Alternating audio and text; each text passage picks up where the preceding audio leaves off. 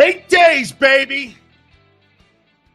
8 days until the banner drops and pro football is back. Also, hang on here now. We are on the eve of college football tomorrow. Yes, sir, man.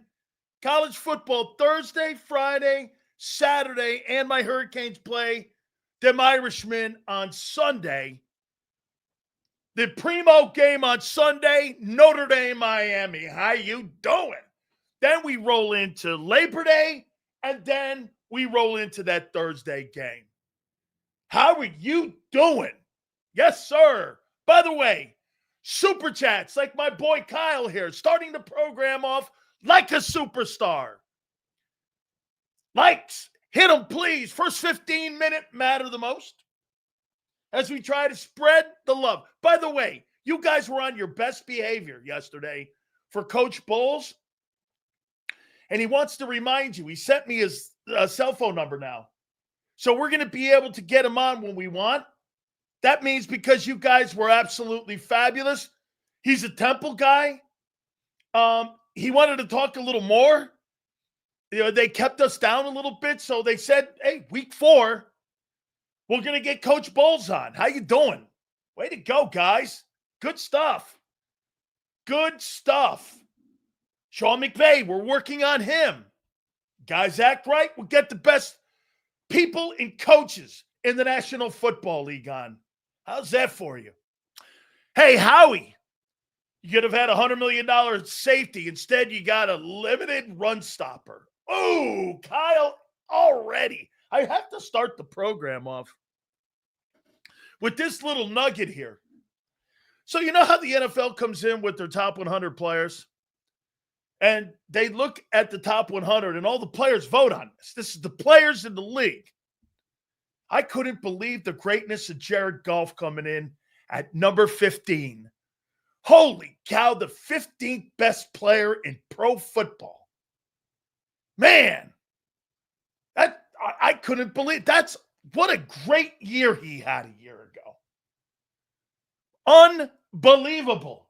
He's number 15 on the NFL's all-time list for best players in the league right now. How you doing? Jared Goff comes in at number 15. Damn. You know, he's been an awful accomplished football player. He's taken 2 different franchises to conference championship games. He's taken the Rams and the Lions. He's taken the Rams and the Lions, yes, to the conference championship game. They got beat by the 49ers a couple years ago when he was in Detroit, and he went to an NFC title game and he won it. How you doing? Yes, sir. Jalen's 19th? Oh, all right. Hey, I'm just keeping score here. That's all I'm doing. I'm just relaying the news of the day. That's what this show's about. Giving you the news of the day and the content of the day. And one of the big things that the NFL does every year is they come out with their top 100 players, and there he is. He's sitting there at number 15, Jared Goff of the Detroit Lions. Kudos to you for turning your career back around again. I love it. I caught Howie's digging in my trash last night, Sills. Hey, Hollywood, I'll tell you what, I'm going to get into Howie here in a minute. I think the media in Philadelphia is soft now. I do. I don't think there's anybody with any balls. And I'm going to explain to you here in a second because we're going to go in on it. And hey, and get this, God forbid, you fucking ask a question to Howie Roseman, he gets his little panties in a bind. Hey, dude, it's okay to miss. You're the best GM in some folks' eyes in the league. And right now, you're hitting on all cylinders. It's okay to fuck up. But when this guy's asked a question, he starts moaning. Yesterday, somebody asked the question, did you learn any lessons about putting more credence in putting Kelee Ringo out there. And you know what his fucking dumbass said? He made it sound like he's got a treasure chest full of corners, and he doesn't. And Cooper DeJean doesn't play actual traditional corner. He's in the slot. And so he came up with this lame-ass excuse of, we like our room. You don't like your room. You made a trade for a guy. And you signed a guy off the street in Adoree Jackson. Holy shit, he was asked a question about the Kenyon Green deal. How do you feel about it? He goes, I don't look at it any other way. He goes, I don't look at it any other way. And then he tried to come up with some lame-ass excuse where, hey, Gardner Johnson, you had to move off him? For what? Sidney Brown and an inexperienced Andrew Makuba. That guy, I'll tell you, man, there's no getting around it. And I don't mind people with egos. But how he got insulted by the questions that were asked to him. Very few people followed up on it. Hey, dude, your cornerback room is not fucking good. Are you crazy? He tried to justify Kelee Ringo. He goes, we like the player. And then he went into some diatribe about him being a special teams guy. Dude, nobody's talking about special teams. They were fucking talking about a starting CB2. Well, you know, we like the group. May look different. What? So you're going to rotation piece for Slay like we said you would. How he got insulted for overestimating Kelee Ringo, and he told you so. Well, you know, we really like the guy. No, you don't. He's on the fourth team. Holy shit. I listened to that interview because I made it part of the content today. And so I listened to him and Nick, and I'm like, holy cow. Don't ask any questions that question you building the roster for 2025. You know, I'll give it to Xander. Xander's talking about 25. I rarely hear topics out of Xander's mouth or coming out of his face when he's talking about 26, 27. Every time I listen to Howie Roseman, that's all I hear. 26 and 27, 26 and 27, 26 and 27. I don't hear about anything about right now. Well, you know, hey, what about the Fred Johnson deal? Now, he answered that right. He did. He answered that one right. It was Fred that wanted out. Fred wanted out. He answered that right. He goes, listen, we offered Fred a contract, you know, but he wanted to see in the space of where he is in his career now, if he could go out and maybe get a starting job somewhere. And get this, when it looked like he wasn't going to win the starting job in Jacksonville, that's when the Eagles made the move. Well, fuck, dude. If you're not going to start in Jacksonville, okay, and you're going to be a backup in Jacksonville, Howie's like, come here, be a backup. We want you here. Here's the 1-3. The only difference, Howie had to give up some assets to do it. That shows you how much he liked the player. That's the right thing. That's the right answer. The player wanted to test the market. We wanted him back. They wanted Fred Johnson back. He said it. Okay? They wanted him. They offered him probably a minimal deal like he got in Jacksonville. I think it's 1-3 with incentives to be a starter. Okay. So he answered that one, but the other ones, when they get this, and then he had that shitty ass, smirky, egomaniac mouth of his when the guy goes like this. When the person asks the question, sorry, I don't understand your question. The question is, you overestimated Kelee Ringo, is how I would have followed up. You overestimated the player, and you had to go out of market to get a trade and to sign a guy because of the limited room you have at corner. We like our room. How do you like your room? When you make a trade, you sign a free agent, and those two guys are 1 and 2 on your depth chart. Those are number 1 and number 2 on the depth chart. He's telling you he likes his corner room. How's that possible? How? Explain that. And again, he was just being sensitive. It's not a problem. Get this. Keely Ringo went from being a guy who they wanted to win, who's now in Howie's eyes, a superstar special teams guy. Wow, what a fall. You go from being a starter to being a special teams guru. So Keely Ringo's on the team because he's a special teams guy? You were trying to give a starting assignment to a special teams guy. Okay, that's right, Abe. He's just a dude. I told you that. Wow. Boy, man, you can't ask that guy any questions without him having a tissy fit. Holy shit. That's how, hey, get this. Nobody in Philly took it that way, too. Hey, Howie, he's made so many great moves. And he has. He's made great moves. Fabulous moves. Barkley, Bond. There's been sensational moves. If he doesn't land on 2 of the 10, he fucking cries. Really? Dude, you're hitting 800. That's better than any GM right now in football. You don't need to cry about it like that. Oh, he's addicted to his own resume. That's what's happened here. And by the way, I agree with John McMullen. The offseason has been underwhelming when it comes to adding players. It's been underwhelming. Get this, see this guy? Ringo's still a young man. How many years are you going to fucking put him on the roster, guy? He'll be a Pro Bowler in 28. So I'm assuming you're kidding. He's been on the roster for 3 years, and he ain't shown shit. And so what you're going to do is put a roster spot that you probably need for depth, and you're going to wait 5 years? What do you think this is? Alabama? Give me a break, dude.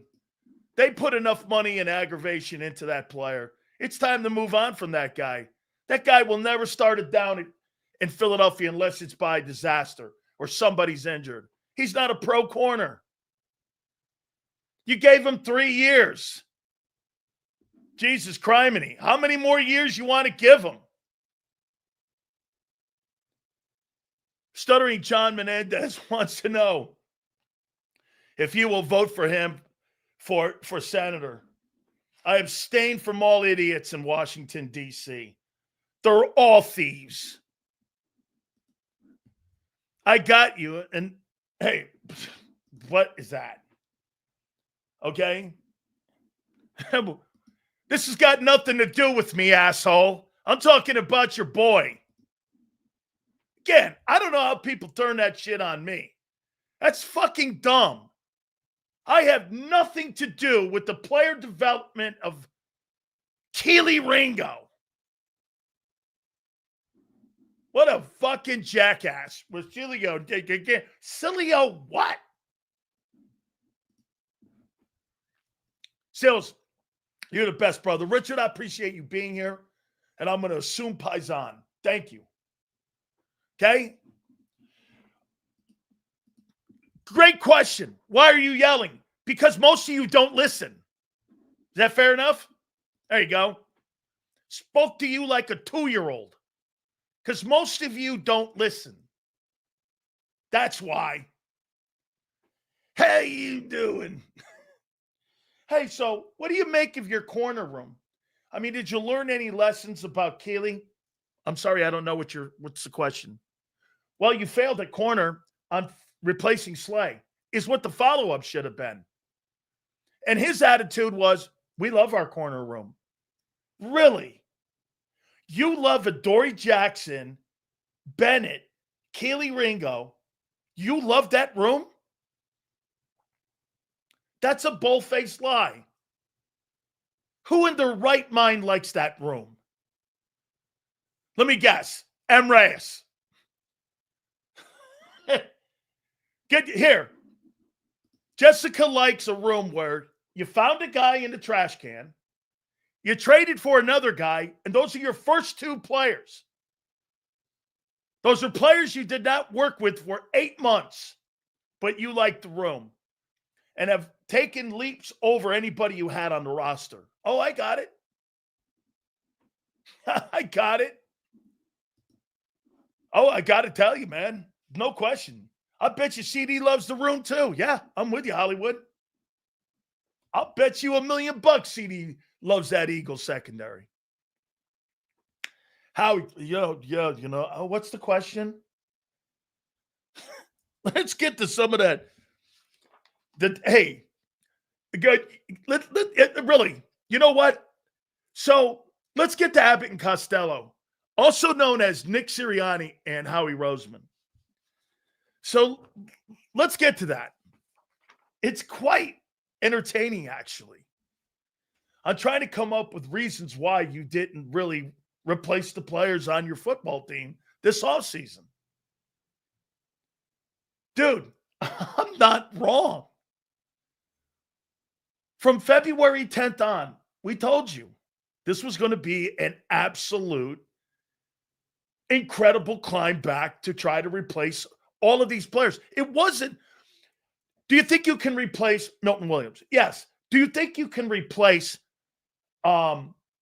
Darius Slay? Yes. Do you think you can replace Gardner Johnson? Yes. Not all of them. No, not all of them, I don't.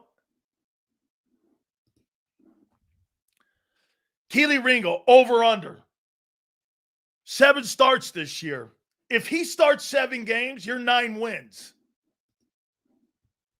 You're 9 wins. Thanks for the super, dude. So let's get to Abbott and Costello, also known as Nick Sirianni and Howie Roseman. He did something really cool right out of the top of the presser, and it was the right thing to do. Thanks to all the players for their effort, and it was a tough decision, and I believe that. I believe that the Philadelphia Eagles, when they bring people in or when they draft somebody, I think they do their due diligence. Okay? I think they do their due diligence on making sure that they squeeze every single bit of talent out of you so that they can assess to see whether or not you can make a football team or help their team. I completely 100% believe that. Darius Cooper is the greatest example of that. I think they look at everybody and they do their job at trying to find football players for their 53/70-man roster. I completely and 100%. As a matter of fact, they probably do it as good as anybody in the league when it comes to that. So kudos to them, and I believe this. I think some organizations are full of shit when they say we want to thank the players. I don't believe that. Arizona Cardinals, the Bidwells, no way. I do not believe that. Nick said this. It's tough for a coach because you're trying to build relationships up. He's right. It's another great comment. Nick's right. You want to try to tell people about a culture. You want them to try to fit into that culture. And sometimes, man, when you see a guy that you really like, who could fit in, who maybe you have and want to spend some time with, it's a numbers game. And you know what? You don't have time to develop them. You see, that's the bad thing about the NFL. You don't have time to develop players like you do in college because you're on scholarship. You can always put that guy back on the third team. In the NFL, there is no third team. Okay? I mean, you don't have a third team, theoretically, in the NFL unless it's practice squad. So, I mean, Darius Cooper's a prime example. And I tweeted this out, and you know what Hammerhead said? So here's the ultimate phenomenal thing. This is without a doubt what really, and it kills me when I tweet something out. So you know what I did? I tweeted out, I go like this. So Sam Howell? And everyone's like, you stupid ass. It's because of the Tanner McKee injury. How he addressed it. They were going to make the trade no matter what, whether McKee was injured or not, or how long he was going to be on the injured reserve. Facts. I think they wanted a more experienced guy back there, a guy who's played some downs. So when Jalen walks off the sidelines, you could sit there and talk to an experienced quarterback and a guy who's actually been in a fucking game. What did you see? Talking to experienced people who have actually played. I mean, Tanner McKee has played limited. What could he possibly tell Jalen Hurts? Nothing. He has no information to offer him whatsoever, having played in the NFL. All he knows is practice squad shit. I'm not telling you he's not a talented kid, but he is nowhere near the experience they need in case something goes down. And I think it's a great move. Some go, Sills, you're glazing Howie for this move? No, I think it's a proper move. You've got a second or third team quarterback. You got an experienced guy who's had success, by the way, against the Eagles. And you got a guy that Jalen could go over to and talk football to that has started NFL games on a consistent basis. How many starts does Sam Howell have? Over 25? Well, fuck, man, that's good enough for me. I mean, that's fine. And Tanner has no experience. He's got talent. Well, that's prospect. You know what that means? That means he hasn't done shit. It goes, Sills, are you trying to say that Sam Howell's good? I'm trying to tell you Sam Howell's a good third-team, second-team quarterback. Dude, talk about the roles they're in. Nobody's talking about beating anybody out. Fred Johnson's a great sign by the Eagles and a great trade. Why? He's a swing backup tackle. You really think you're ever going to fucking start when you play in Philly if you're an offensive tackle? No, you're never going to see the inside of a starting lineup unless there's an injury. You have to understand that and settle with that. You have to understand that. Here, they questioned him on this Fred Johnson, and this is the right answer. He said this, he goes, Fred wanted to test free agency. He wanted to see if he could get a starting job somewhere. So the Eagles had offered him money. They had offered him a contract. Okay? They go there and they offered him a contract. The player wanted to go out and do it. And so when the prospects came that Fred wasn't going to win a starting job, and they called up that general manager down there that's really proactive, Gladstone. I said, no, he's not going to win the job. You got some back-end draft trade equity, and you put it out there. The Jags bid on it. They took the draft picks because they're going to need those to try to move up into the first round next year because they don't have a first-round pick. And that's a great move for everybody. You got a swing tackle that you're comfortable with, and the Jaguars got some moves with those 6s and 7s that they could parlay up and move into the third round and then maybe move a 3 and a 2 into a 1. Okay? All right. Kyle McCord, I think he's got a shot at being pulled back. We'll know a little more today. I think they're going to throw out the practice squad guys. I think they gave up on Kyle McCord way too soon. Dude, playing quarterback in the National Football League is a tough putt. And you put him out there like that. And by the way, the Eagles' second and third team guys this year are the worst in 4 years. That's the worst exhibition football that Philly's played with their 2s and 3s in 4 years. They were very limited, especially in the O-line. They were getting murdered. All the quarterbacks were getting killed. So kind of hard to make an assessment when a guy says hut and he's getting killed. You know? So I know, maybe you bring him back and you see what you got with him there. I actually thought the kid was decent at Syracuse. He was an Ohio State alum at first, and then he went to Cuse. I don't know. You just never know with these quarterbacks.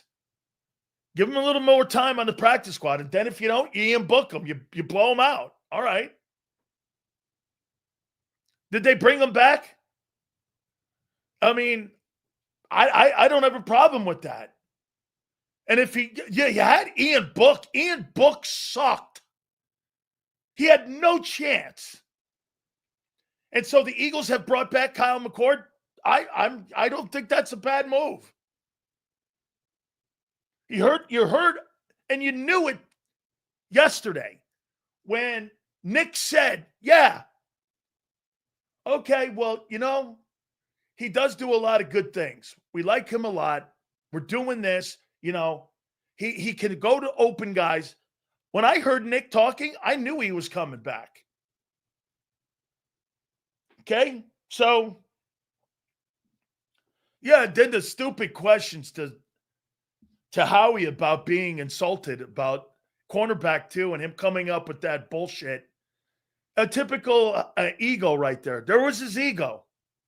Bro, it's not a good room. And then he tried to clump Cooper in. Bro, Cooper doesn't play traditional corner. He doesn't. Vic Fangio says it all the time. Slot corner is nowhere near playing cornerback. The techniques are not even the same. You don't cover the same type of players. It has no resemblance of playing pure corner. None.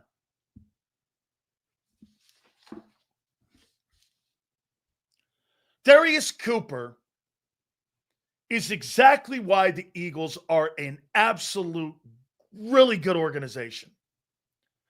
Do you know how many guys do you think make the team like a Darius Cooper? How many? None. Bro, people don't put guys like that on a 53-man. That means this. Who evaluated Nolan Smith? Who are the guys that have signed wide receivers in the past and evaluated, and nobody evaluated Darius Cooper because he was a UDFA? Who missed on him? 1 out of 100? This is 1 out of 1,000. You're making the Philadelphia Eagles too, by the way. You're not making the fucking Jets. You're making the Eagles, the defending Super Bowl champions. You got to be kidding me. That's unheard of. Unheard of. Guy never went to camp, didn't go to a Senior Bowl, didn't go to any college all-star workouts. I wonder how many pro days he had. Did he have a pro day? How the hell did they find him?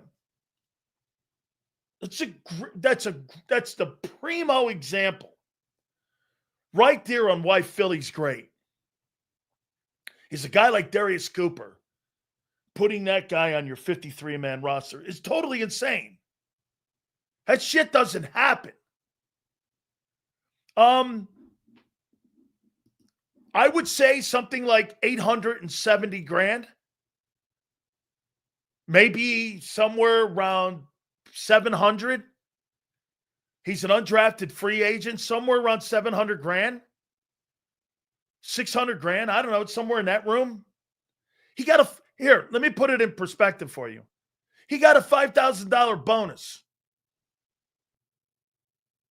A $5,000 bonus to sign with Philly. I mean, Michael Parsons is going to sign a $75 million bonus. Crazy great. That's a crazy story, man.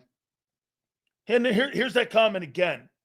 We would have traded for Sam Howell no matter what happened in the injury to Tanner McKee. Do you think they're comfortable with Tanner McKee being the backup quarterback if Jalen Hurts goes down? Do you? With that comment, do you think that they're comfortable with him being the backup with very limited playing time? Almost no playing time. Very limited. Okay. Well, then why'd they make the move? It's not because he's hurt. Howie said it. It's not because he's hurt. That third quarterback's usually your prospect that you draft. It's not don't use because Tanner's hurt. That's not what he said. We were doing it anyway. Okay, well, wait. You're bringing him back.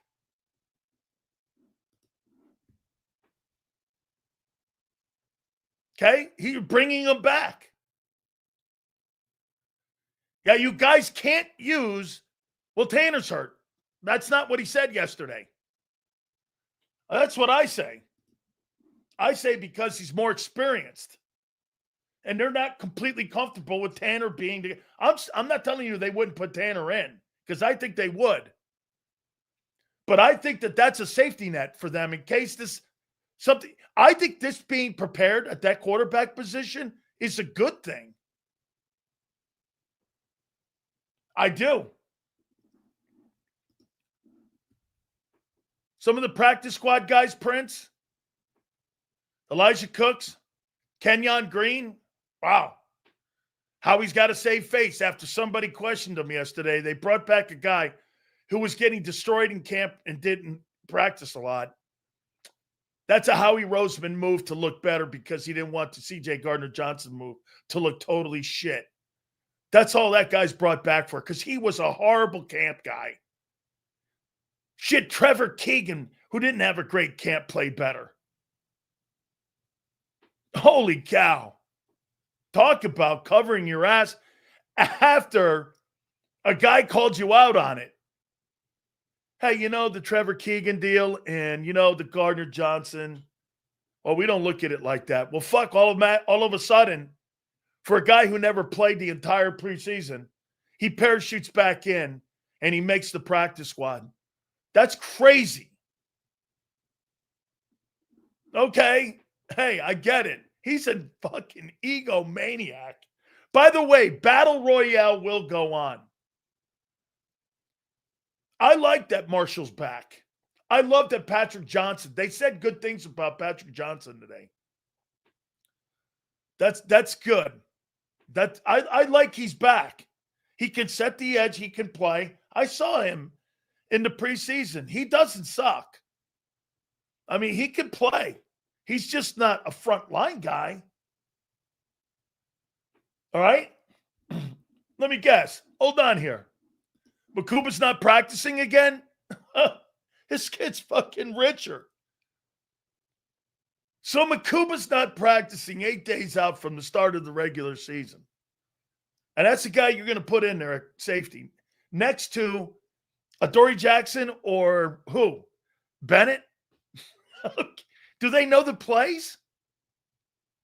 Hey, Crowley, is that real? Makuba's not practicing. Is that real? It can't be. I don't believe it. I don't believe it. Brown starting anyways? He can't tackle. He's not practicing. Okay? You see the center we picked up, 5'11". He was the Rams' big Sills. Sills not 5'11", Junior. Long time no talk, Sills. Cue ball. How you doing? Hope all is well. I've watched that Netflix show. How about the Cowgirls? It was interesting watching. Absolutely was. That can't be cue ball. There's my boy there. Thank you for coming back, dude. I appreciate it. The edge is fine to me. Really? Well, then why would everybody want to try to make a trade for an edge?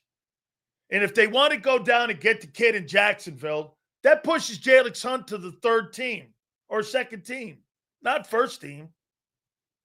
You're undermining your own guy. So if you feel you need an edge, you're not completely sold on Jalen Hunt then, are you? Or are you not sold on Nolan? Which is it? Pick one. Pick one. Let's see you answer this one. Pick one. Who you not sold on? If you make a frontline trade for an edge, one of those guys are going to sit on the bench. You're not making a trade for a frontline guy to put him on the bench if you're going to trade a 2 or 3. You're making a move to start his ass. Who you benching? Nolan Smith? Or no. Not sold on Uche? That's not how this works. Bro, if you go down and you get Trayvon Walker, Jalix Hunt or Nolan Smith is benched. One of them. Pick one. Pick one. He's better than anything you have now. That's telling me they're not completely sold on one of them if you make that big a move. The higher the move, one of them sits. Sales, the reason Cowboys have no money because it's going to pay Jerry Jones' paternity test.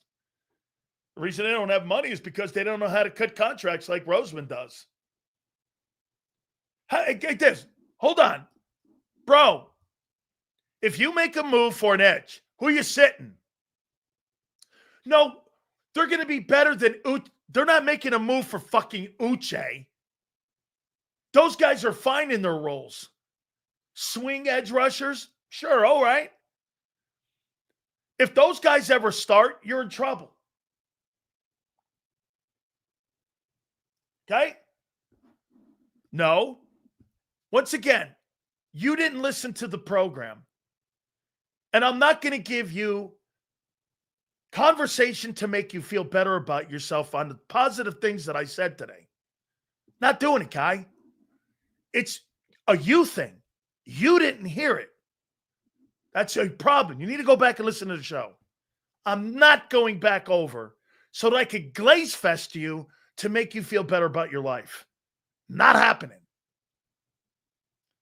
Like I said, okay, if you make a move for edge, let's go here. Here's something that I thought was really interesting that he said. He goes like this. The roster's not set yet. I haven't given the keys to Nick. Okay? So the roster's not set yet. Okay? So you're not done working on what? Edge, corner, safety? Upgrading where?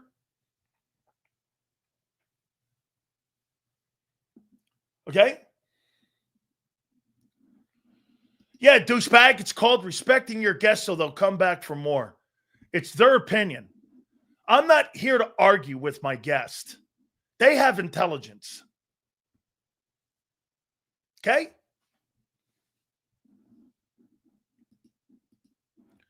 So now it's a bad thing if you make no.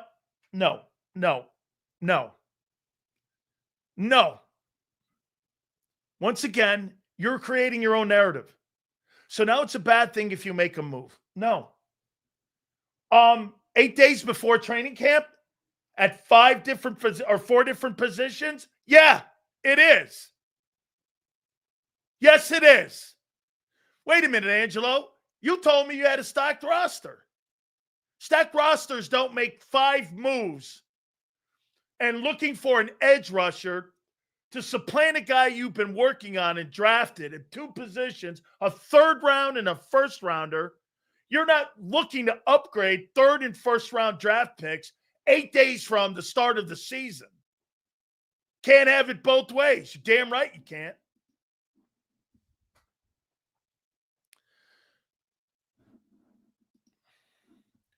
Maybe they bring in Justin Simmons. Why? I don't. Why Justin Simmons is $6 million? I don't know. Makuba's hurt again? I can't believe that. Here, see this? A safety's coming. You might be right on Justin Simmons. You just might be right.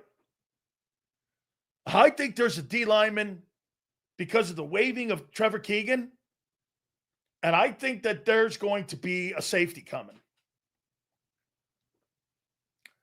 I think a safety's coming. there's a move.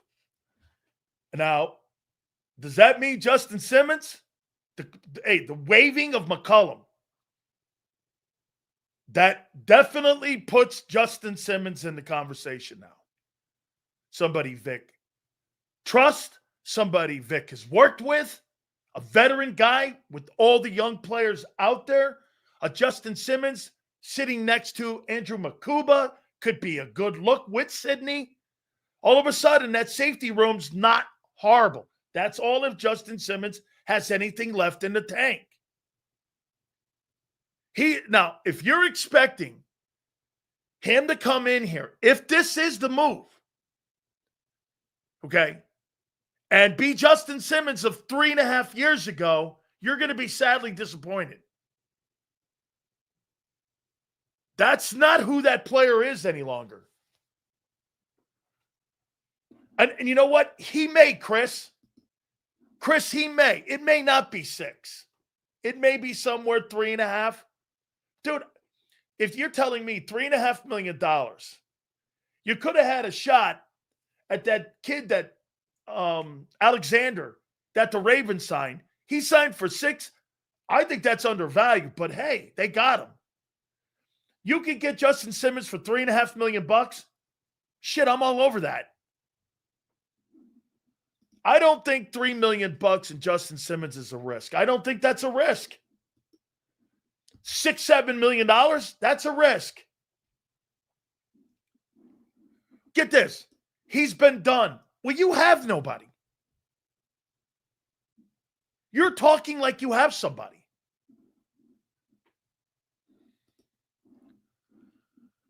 In fairness, Sil Simmons hasn't played in the scheme in 4 years. I get it. Listen, I'm not telling you that's an ideal situation.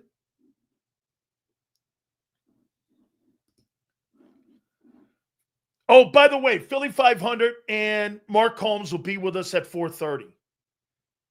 Just so you know, okay? That is an absolutely spectacular take. The only thing that I would go with you, Fitness, that I don't believe yet, because I haven't seen Makuba play on the field, because Bob Sanders, when he was a Colt, was a hitting machine. I think Sanders played at Iowa, and he was a hitting machine. He had knocked people out so much that he knocked himself out more, and he was always injured. He had self-inflicted wounds because of the style of play he had. Okay? That's the style of play he had. But I see where you're going because this kid can't get out of training camp. I'm talking Andrew Makuba.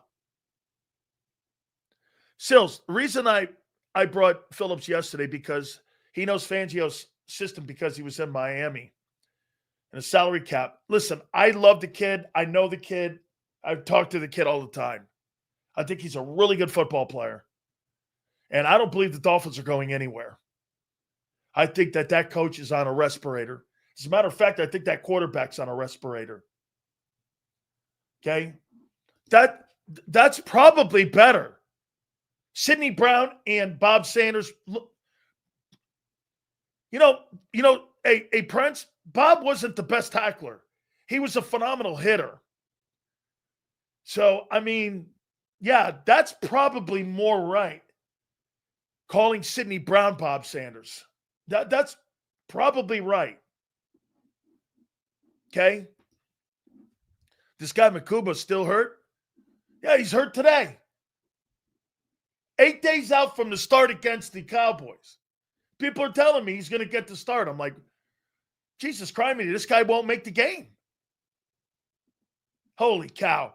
You're going to put that guy at safety and he's got to line up against CD? He's going to eat his lunch. That guy is going to defend CD Lamb?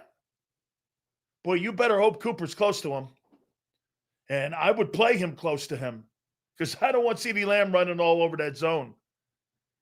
Your corner in your safety position, you got your safety, you got your corner, and you got Cooper in the middle.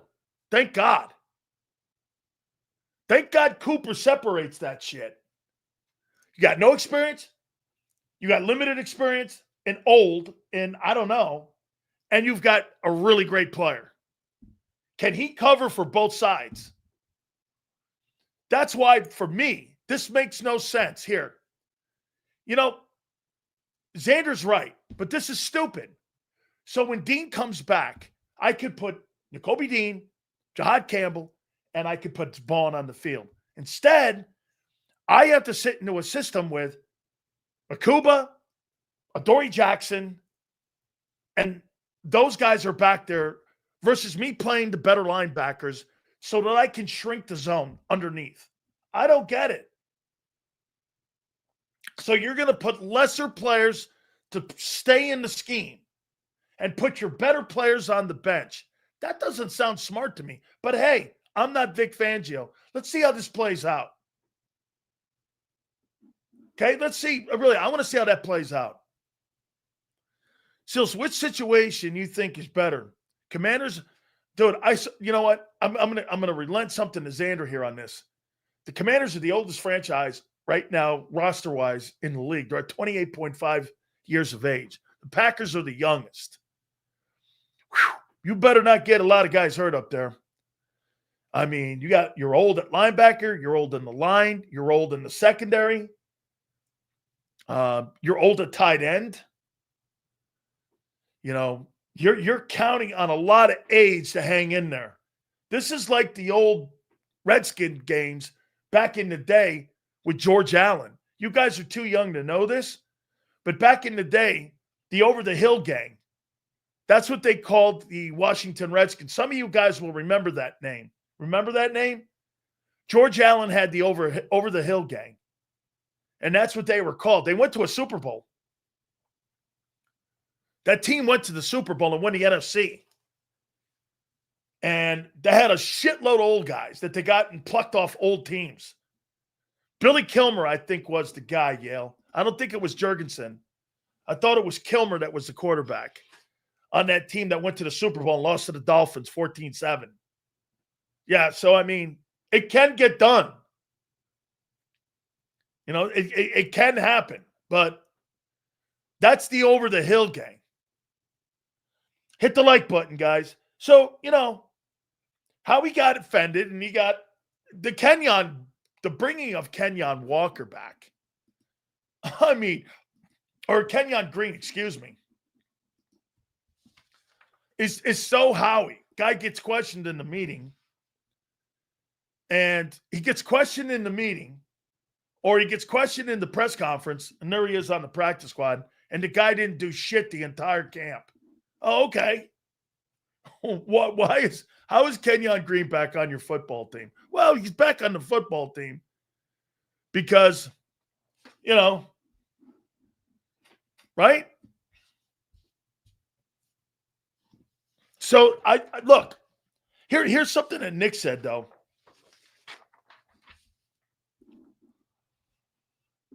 I thought Nick was good. I like what he said about Darius Cooper. You know what he said? He's great in one-on-ones. He is. He is. He's good on one-on-ones. And that's what the Eagles like with their receivers. Guys, hit the like button, please. Battle Royale, Xander will join us at 3:30. Oh, so I said the defense had concerns. Y'all called me a dumbass. I said it the entire offseason, too, with you. Okay? Wait, dude.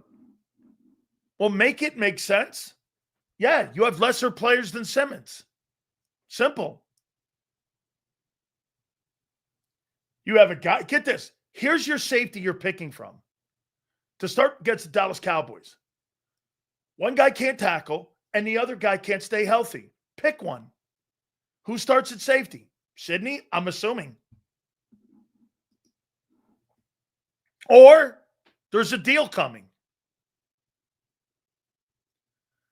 So this fan base told me we picked up Mike Webster 2.0. Says, I can't with these dudes, man. 5'11" center is comical. The kid from the Rams, I saw him. I mean, sure. If Jeff Stoutland signed off on a guy, I'm good with it, though. Hey, Brian, what does this tell you about the so-called depth of the O-line, we were told. So you went and got a swing tackle, you signed a center. Okay. Where's all this talent? I was told you had corners. You signed a free agent, you made a trade for one. Where's the depth? You want to make a big move for edge rusher. Are you not sold on Jalen Hunt or Nolan Smith? Pick one. Isn't it funny? Nobody will answer that. If you guys make a trade for a good edge rusher, he's not coming here to be a swing guy. He's coming here to start. You know, when Xander was saying that, Trayvon Walker, well, either Nolan Smith sits or Jalen Hunt sits. Pick one. That means you're not completely sold on the prospects you're trying to tell us that are going to be great players this year. I mean, like you guys say, you can't have it both ways. Rotate. Well, I promise you this. If you trade a first-round draft choice for Trayvon Walker, he's not a fucking rotational piece. I mean, so wait. Trayvon Walker was the number 1 overall player, and the Eagles will trade a first-rounder, according to some, to the Jags for him. So 2 first-round picks for this player in his career. And you think that guy's going to be an edge? And he's going to be a rotational guy? Two teams put first-round picks on him. One team put the number 1 overall on him. And he's going to come here and sit behind Jalen Hunt. Yeah, no, I don't think so. No, I don't think so. And by the way, Trayvon Walker's better than anybody on your roster right now. Okay? Hey, be quiet.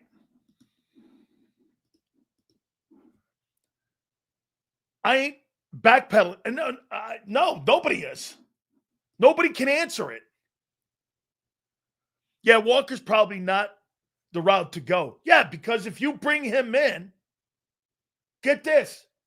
You bring him in, Jalen Hunt's now your rotation guy. That's probably the role he should be in anyway. Okay, that's probably the role. That he should be a rotation guy. This is actually not a bad convo today you guys are having. Because I think some of you are now seeing, look, once again, let me reel this back. Do I think you're still sitting on the pole in the NFC? Yes. But you're this close. Well, you're this close. Before training camp, you were probably that close. But now that we've seen it, you're probably that close. You're more further away, which means other teams are closer to you. How close? That's the $1 million question for 2025. The $1 million question is, how close are the other teams? And which means this, your roster is going to have to be upgraded at the bottom, not the top, at the bottom. And that's why the Fred Johnsons, the backup center, they're concerned about Cam Jurgens back. Why not just put Landon Dickerson over there? No way. You know why? They're done with that experiment. He's already banged up. You're concerned about Cam's back. And you're concerned about Landon's knee. That's why you brought a center in. You got that, right? You think they just shits and giggles signed a center? That is a correct sign that they're concerned about Cam and Landon and their injuries. Landon's becoming more injured at a rapid pace. He had surgery this offseason. Okay? I mean, he had surgery early in the offseason, then he had another one. They're not putting him back in at center. Hey, that's what you had a ton of a year ago. That's exactly what I'm saying. You had really good just-in-case players. Remember what I kept telling you, dudes? You guys have a great 25. You do. You have how many great players are on this team? I'm gonna let's do this now. On this roster, how many great players do I think? I don't need anybody. Then you guys can debate me on it. I'm not going to ask you who you think's great. I'm going to tell you who's great. Okay, Hurts, Barkley, AJ, Devontae. Jahan Dotson's not great. Dallas, Mulata, Landon, Cam, Lane. Steen is not great. Moro Jomo's not great. I'm going to put Jordan Davis. Jalen Carter.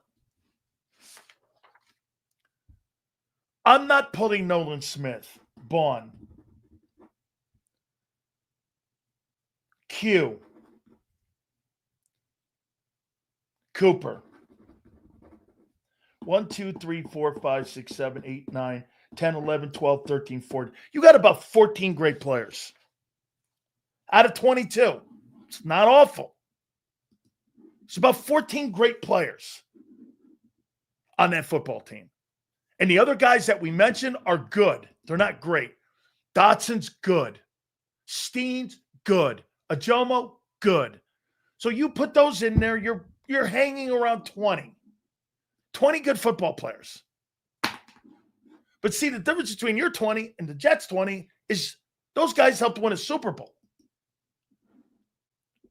Reed is not a great player. Sills, do you know Willie Limpkin, UNC? He's 5'10", 270-pound center. Guard Birds got, and the Rams dropped and released. I don't really know who he is. I'm going to have to do some due diligence. 5'10" for a center on an offensive line where they've got guys 6'3" to 6'8" on. I'll tell you what, man, those guys are going to be putting their lunch pail on his head when he walks into a huddle. This guy Lampkin, man, he gets into a huddle, and you got Jordan Mulata in the room in there, and this guy's 5'10", 5'11". This guy's going to put his lunch pail on his head. How you doing, kid? What's going on down there? Like a circus guy. Holy shit. You guys, watch this. Look at this. 6'8", 6'6", 5'10", 6'5", 6'6". What happened in the middle? Hey, it might be good on the tush push. I don't know. 5'11", hey, I'll bet you anything he's a great wrestler. 5'11", there's not very many 5'11" guys that have ever made it in the NFL. Absolutely. Yeah, I mean, look, you got about 20 really good football players, great players as a group. And the rest of those guys, whatever. Remember, there's 53 guys, though. I mean, it's 35 more dudes or 33 more dudes you got to get on there. That's why they went back and got Fred. Reed is at the same category as Morrow or Dotson. I think Reed's good. I don't think Reed's great. I think Dotson's perfect in the 3-hole. Moro Jomo, he's probably not. I don't know who Moro Jomo is yet, dude. I kind of do. He's going to have to play about 800 snaps. I don't think he can. I don't think Reed's a role player. I think Reed is an NFL safety. I don't think he's an elite guy. So wait a minute. Kyle Hamilton just signed a contract. What was that number? $100.4 million with 82 guaranteed. So they're paying him like $25 million a year. He reset the market. They gave him 82% of his $100 million contract is fully guaranteed almost. Kyle Hamilton. This guy's going to make like $25 million. Whew. damn.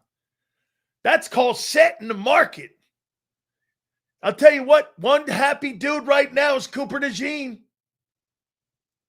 That guy got 25. What am I getting?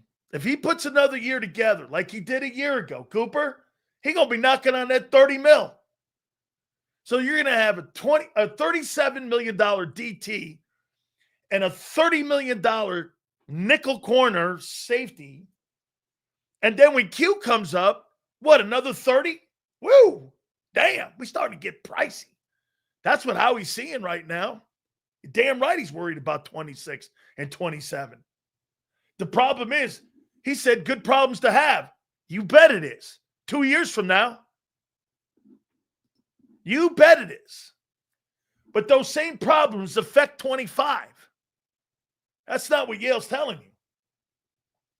Good problems to have. Well, when it financially affects the signings of the people and the type of people that win now, that's not who he signed. Adoree Jackson and Bennett are not win now guys, are they? Are those win now guys? Those are win now guys.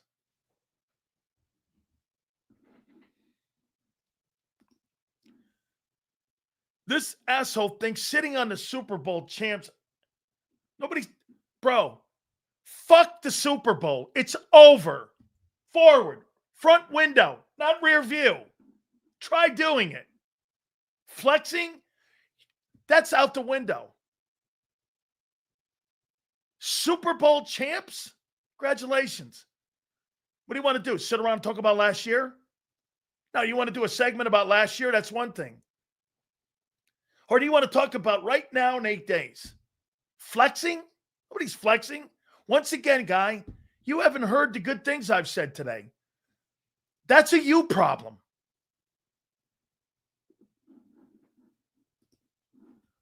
I would pick Bennett over Adoree. I would too. I think he's a better ball player.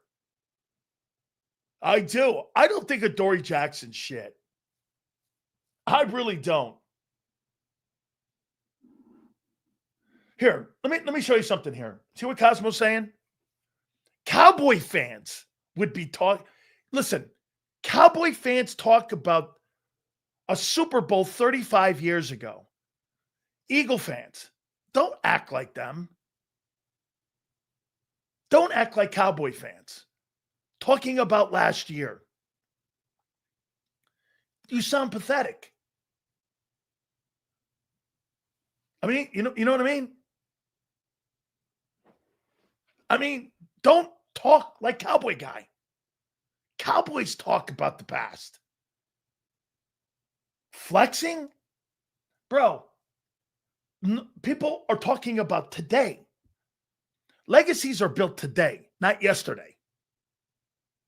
Do you understand? The Cowboys think legacies are built yesterday. Eagles know legacies are built now, today. What we're doing right now. Lining up in 8 days. That's how you make legacy.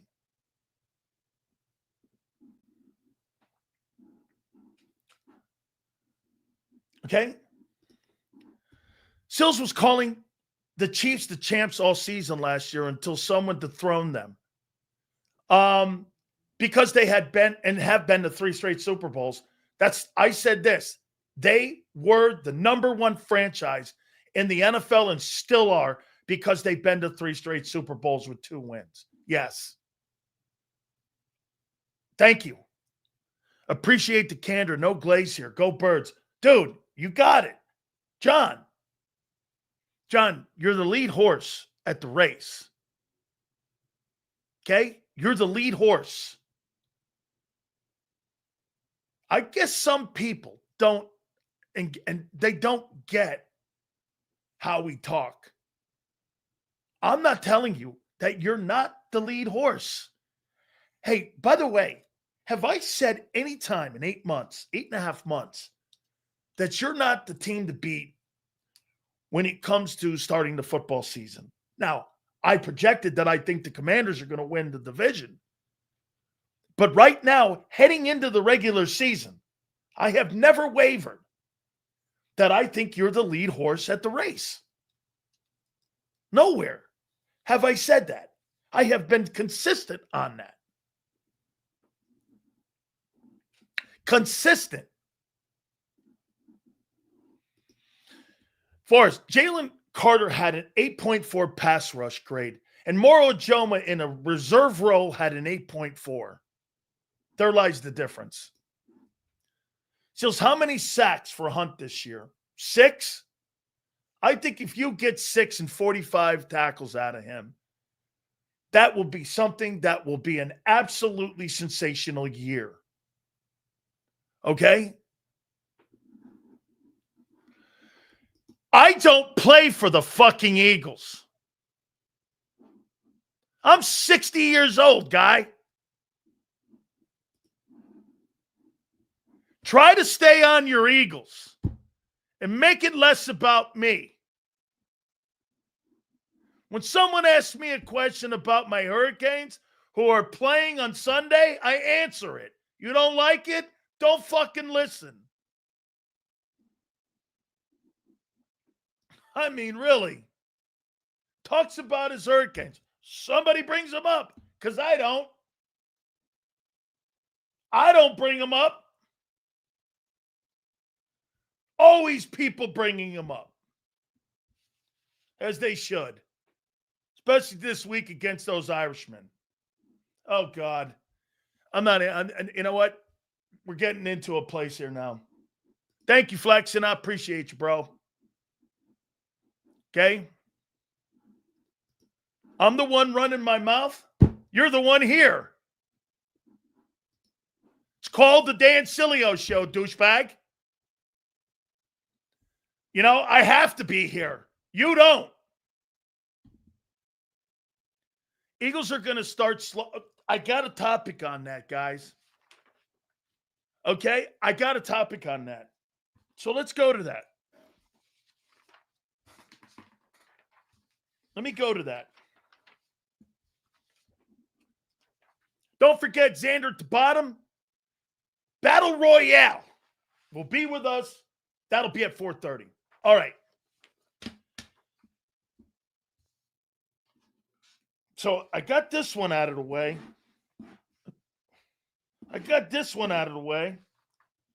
Let's go here. So you have 18 new players on your football team. 18 new players. You think that's high or low? On a Super Bowl championship roster of a year ago, you've replaced 18 football players out of your 53. Do you think that's normal?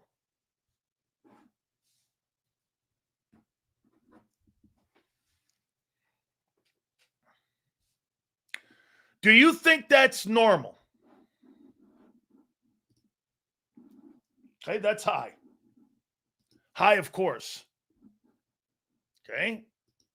All right, fair enough. Probably average. Feels high. Normal. Would you be shocked if I told you that the Tampa Bay Buccaneers also have 18 new players? It's normal. That's a normal number. The difference, though, is that your 18 players are better. Everything is not equal. Don't let anybody tell you. And that's an easy cop-out. Well, that's normal. Every team has 18% turnover. It's true. That's why the league doesn't like dynasties. That's why you can't repeat. Absolutely true. The formula in the league guts you, no matter if you're the Eagles or the Jets. It guts you. And unfortunately, when you're good, it guts good players.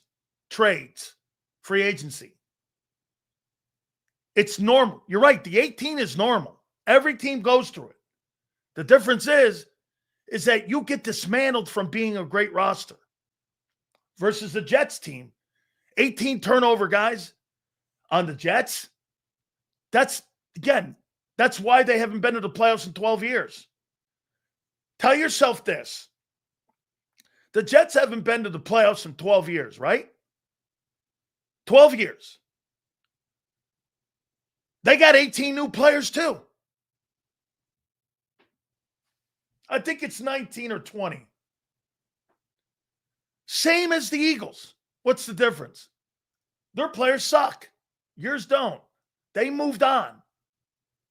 Do you understand why repeating? It doesn't matter, Yale. Yale's saying leadership? How does leadership matter when you're losing 18 to 20 players every year, no matter what is done? Because it's the way the league is constructed. You know, the Bucs have 4 undrafted free agents on their roster. I think you got 4 undrafted free agents on your roster. Right? I know Reed's one. Now you got Cooper. I'm assuming there's other guys that have been undrafted free agents that are on the team. Maybe 2 or 3. 18 to 20 guys every year are knocked off football teams, no matter if you're good or bad. That is a common thing. So you prepare for that, right? And you have to retool. That sucks for the Eagles. It's great for the Jets. Getting rid of 18 to 20 sorry-ass players, bringing another 20 guys in to see if they're sorry or not. When the Eagles bring people in, they're good. That's why it sucks when their guys go. And they don't want to let them go. Because their player development has been better.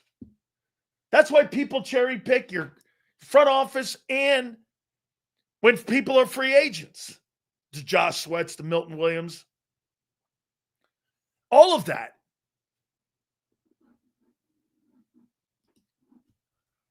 Kenzo, buddy. The players chase their bag. They can experience a career-ending injury at any time.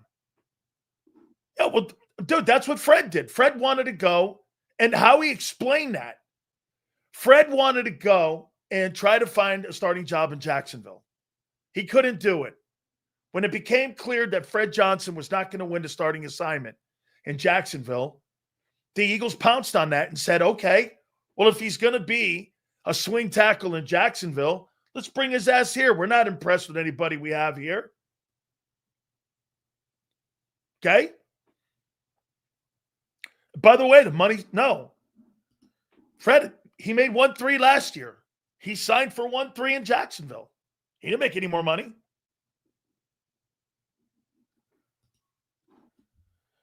Honestly, Sills, Makuba is fragile. He's a swim. Dude, I don't know.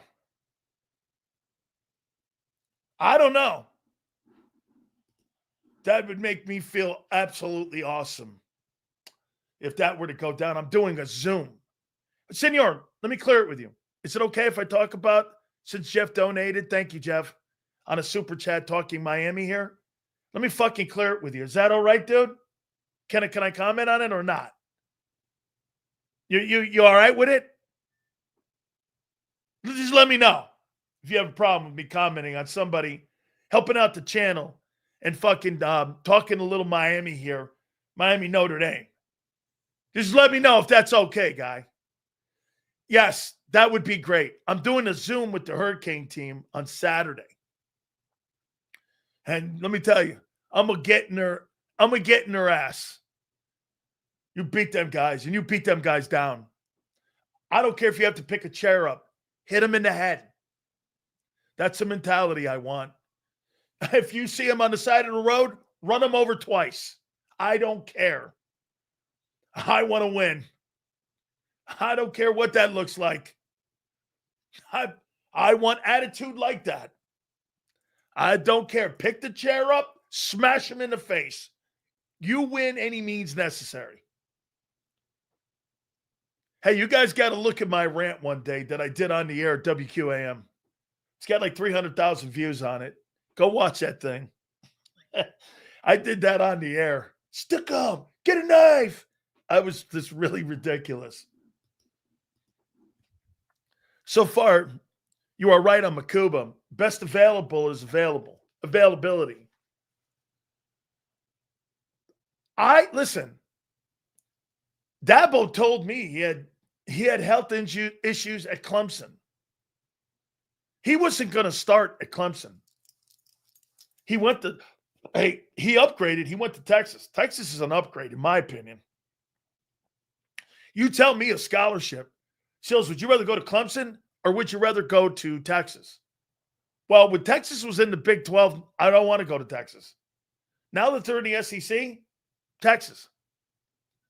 Because you're playing against Florida, Tennessee, and Gators, and you're playing Georgia, Alabama, LSU, and all them teams. I want to play those guys.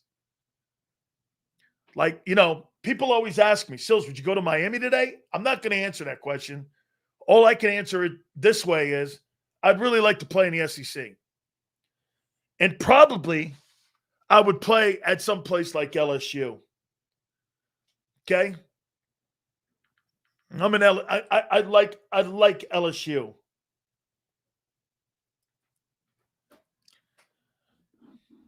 Michigan. Yeah, okay. Clemson's a good program. Yeah, Clemson's a great program. I think Clemson's going to be one of the 4 teams that are going to be in the playoff at the end. They're going to be one of your final 4 teams. I think Clemson, Georgia, Texas, and Ohio State are going to be your 4. That's who I pick. I'm going to have an aneurysm, Sills. Hey, don't have an aneurysm, bro. This is what's going to make this year look great. Sills, a little off topic, but in your days with Miami, did you ever break someone's bones during a game? Oh, yeah, we broke Troy Aikman's leg.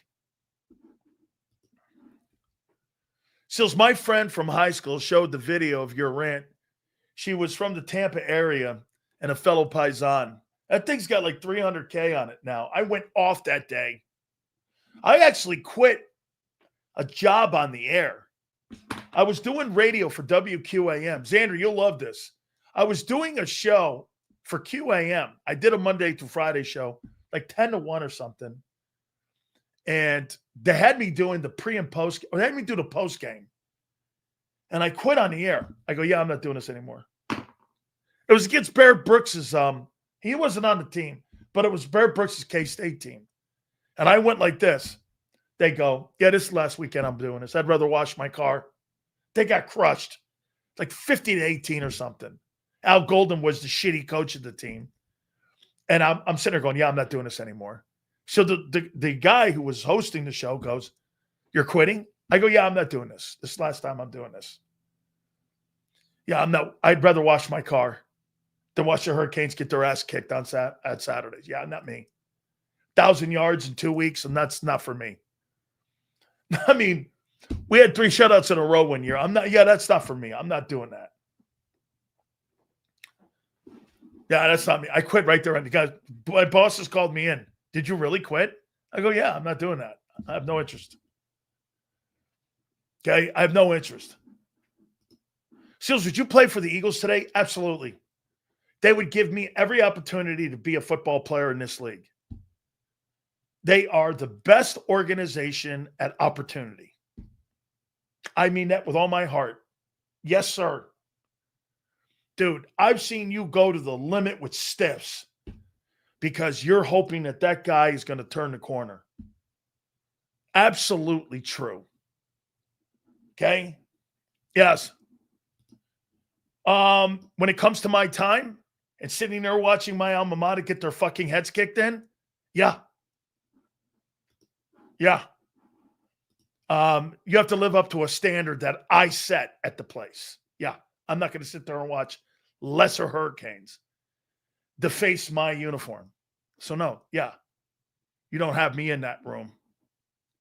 You disrespect my uniform? I ain't watching that. I'd rather wash my car. Sills, your rant was hilarious. You said something, take knives and throw.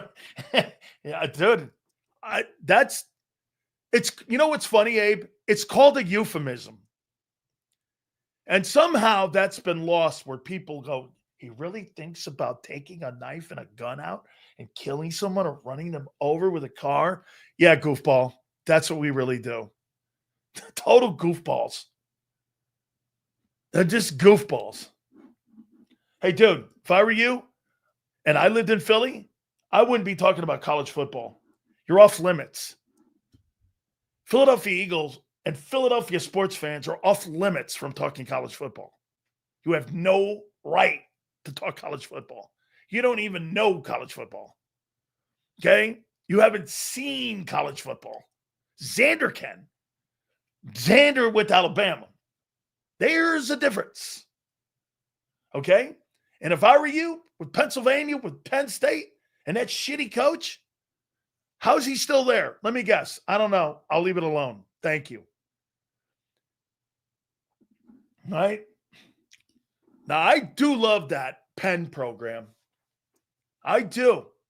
I like that Penn program. I won't lie to you. Franklin Field, the whole shit, I like that whole deal.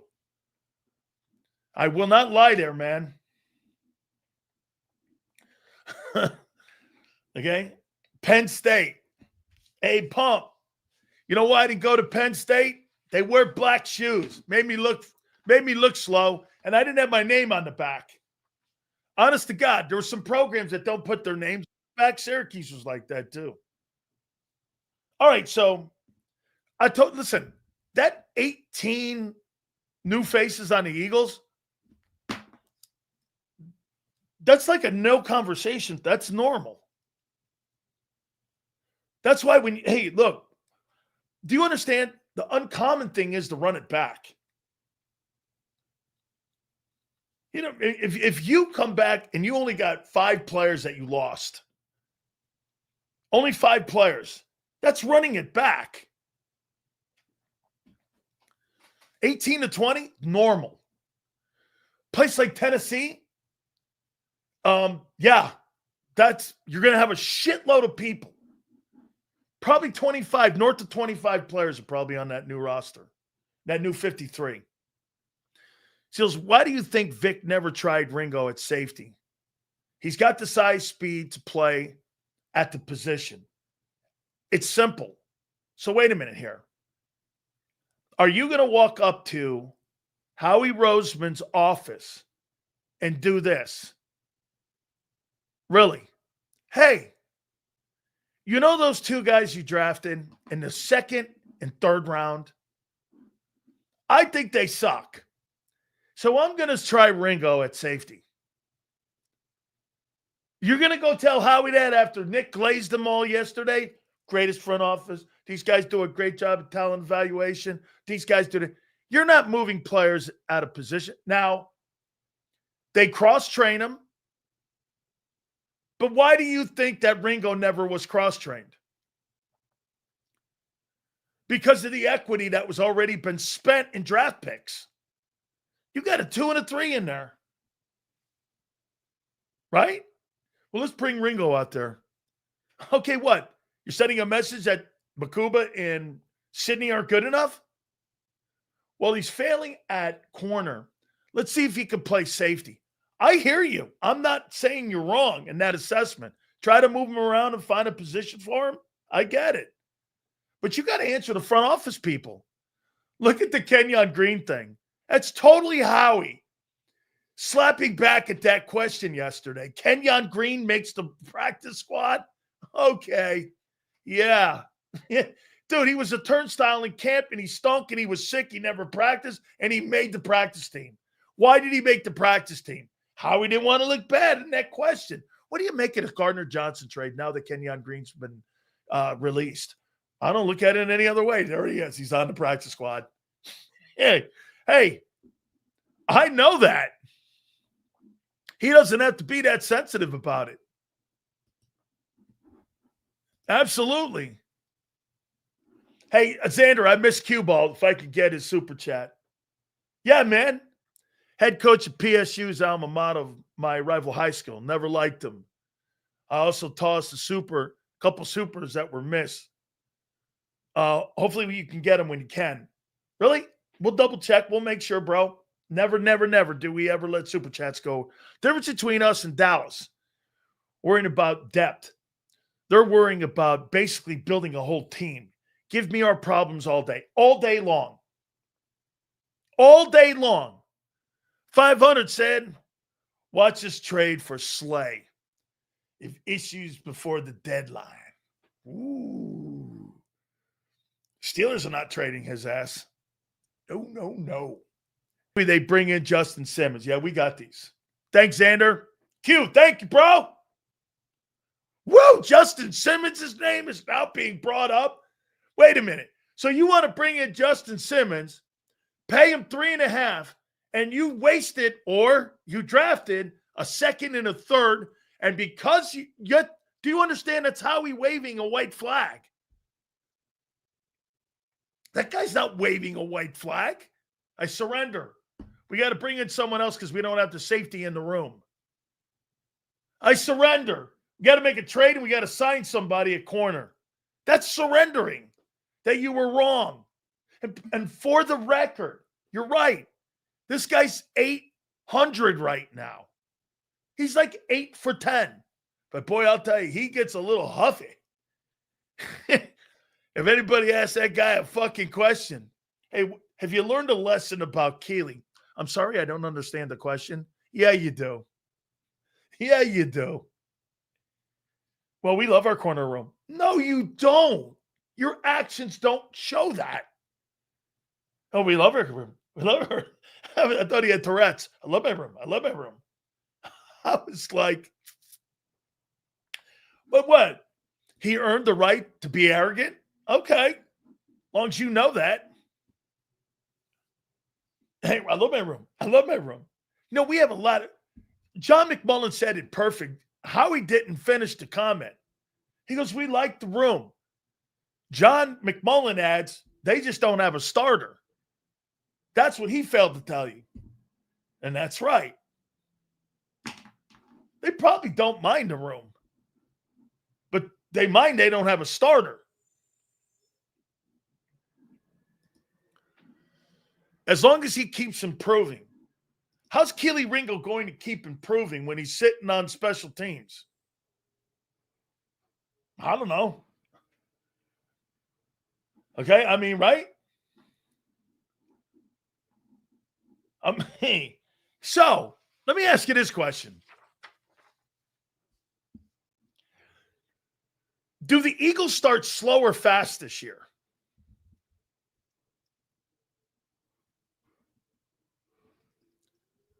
Do they start slow or fast?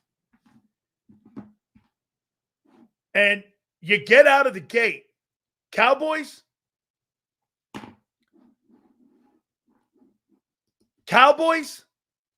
Chiefs, Rams, Bucks, Broncos. Those 5 teams. So why the Rams fans calling Eagles Bush League for claiming a wave injured player? Did Howie went up Les Snead? Rams fans? Really? They exist? I thought they were at the fucking beach. Or I thought that they were at some sushi shop. Ram fans? What's a Ram fan look like? Let me guess.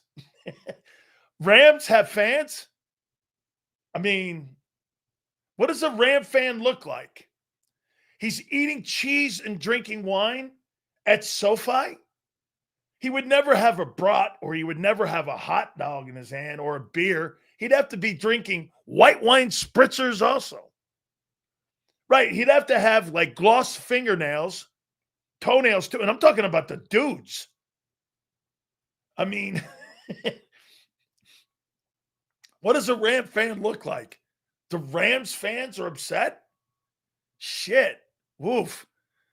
Hey, I better get my pink raincoat on. I don't know why I said that. I don't know. I was like, yeah, Ram fans. Sorry, Pump. I can't answer that, man.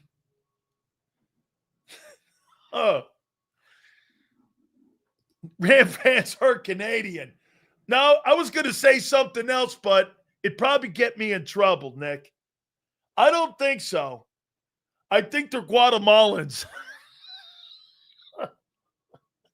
I think Gavin Newsom likes Guatemalans. If I'm not mistaken, there's a ton of Guatemalans. Oh, my God. Let's see here. Rams fans, a mid-level manager who got tickets from his boss for dating his daughter. How you doing? Hey,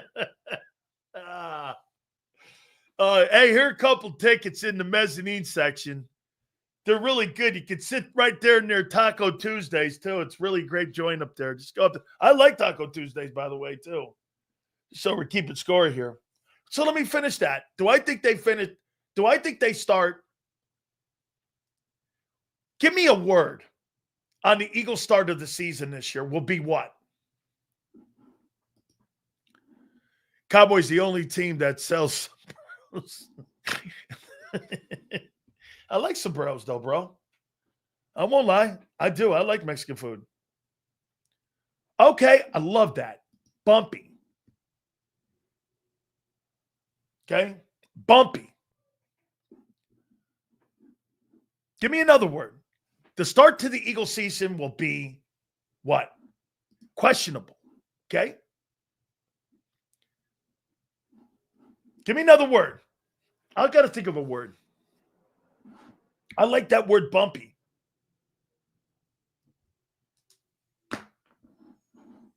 Steady. Okay? Shaky. Uneven. That's fucking great. These are great.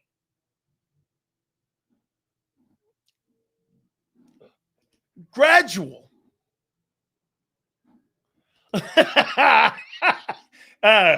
Comical. Disciplined. I bet you Howie makes a big move come trading deadline.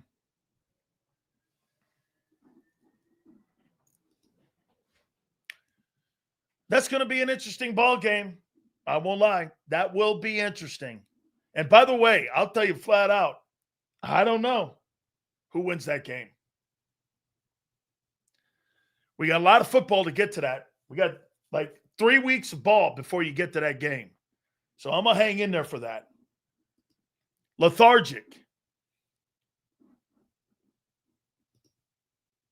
Hand off. Unbalanced. Let me give you a word. The start to the 2025 Eagles season will be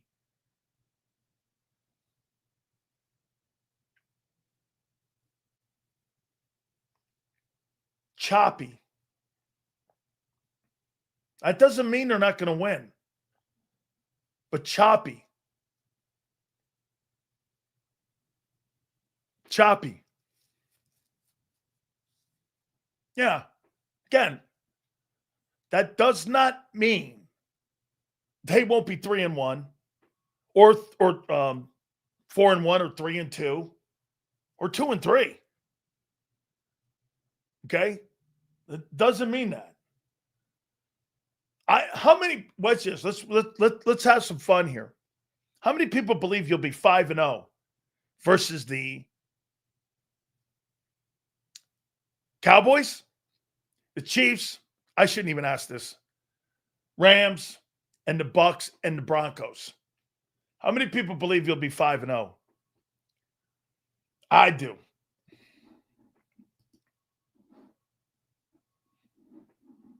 Possible.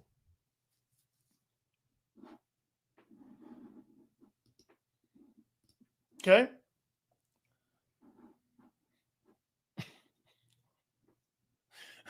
I can't. I do like that. I could see it. All right. I'm not going to rip you for it. I don't fucking know. Says I disagree. This is the first year we're entering the season with a clear identity. What's the identity on defense? You don't even know who's starting at certain spots.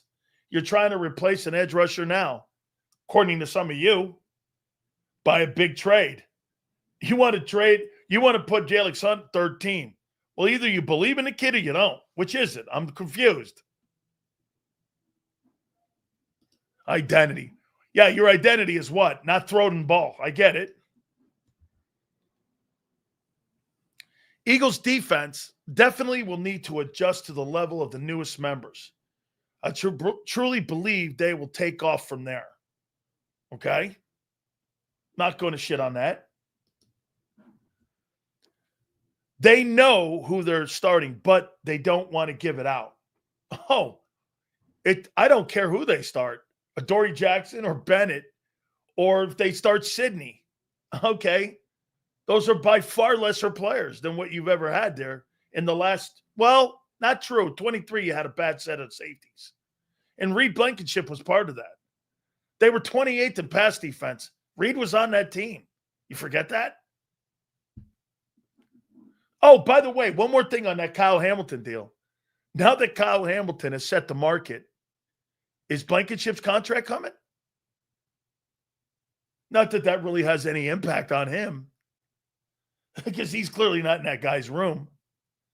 But does that have any impact? Anyway, anybody? The guy's going to make $26 million. 26. I think it's $100 million. And he's getting $87 million guaranteed up front. Or guaranteed. Do you understand what that means? Almost 90% of that contract is guaranteed. Ooh, that's called resetting. Resetting the market. How you doing? The only guy in that building's happy is Cooper. Cooper looking like this. Well, my number's coming up. And if I put another season together like I just did, you're going to be knocking on the $30 million door for old Coop. And he's going to be down at the Wildwood. And he's going to be hanging out the Jersey Shore going like this. How do I look now, honey? Holy cow.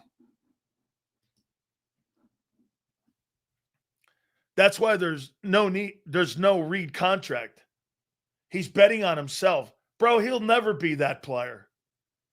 He's not Derwin James. He's not. Reed's a $9-10 million a year guy. Or I'll get someone else. Shit, you had the best safety a year ago and you let him go. Get this. You kept the lesser guy in Reed. And by the way, Howie was asked that question. He got a little sideways on it. Well, we had to make tough decisions. Holy shit, guy. Pipe down. You're killing it. You've won. You've won the room. You've got it. It's okay. You make a couple mistakes. It's okay to own it. Hey, yeah, fucked up there, man. We got to bring Fred back. I thought we had better guys on our roster right now. You don't have to keep glazing things that aren't true. All these, dude, your actions don't speak to what you said at that presser. Still pissed how he dropped. Wait a second now. Now, nobody's saying the kid sucks as a player. He just can't get on the field. So for me to sit here on August 27th and tell you that Andrew Makuba sucks, it's not fair and it's not true. That's not working. Okay? Not.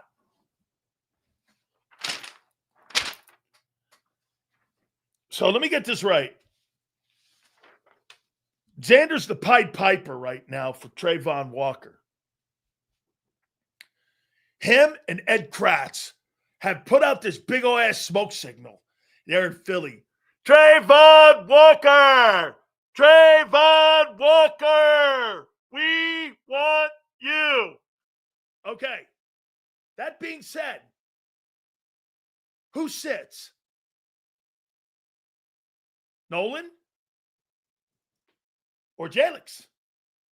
Because you give a first-round draft choice up, son. You ain't putting that guy next to Aziza Ojalara and Joshua Ucha. That guy's starting. He's the better player. Who you sitting? So wait, here's the tea leaf message now. If you're Jalix Hunt, you're trying to upgrade the edge? You don't believe in me? Or what are we doing here? So which is it? Or can it be both? Heavens. not Big Sills flying through and weeding through all of the holy. Which is it? Do you believe in him or not? You want to get another edge? Or wait a minute. Or is this like a D roll to go along with the rest of the D moves? Where are we going here? To get clarity and to get an understanding, we go to only one guy.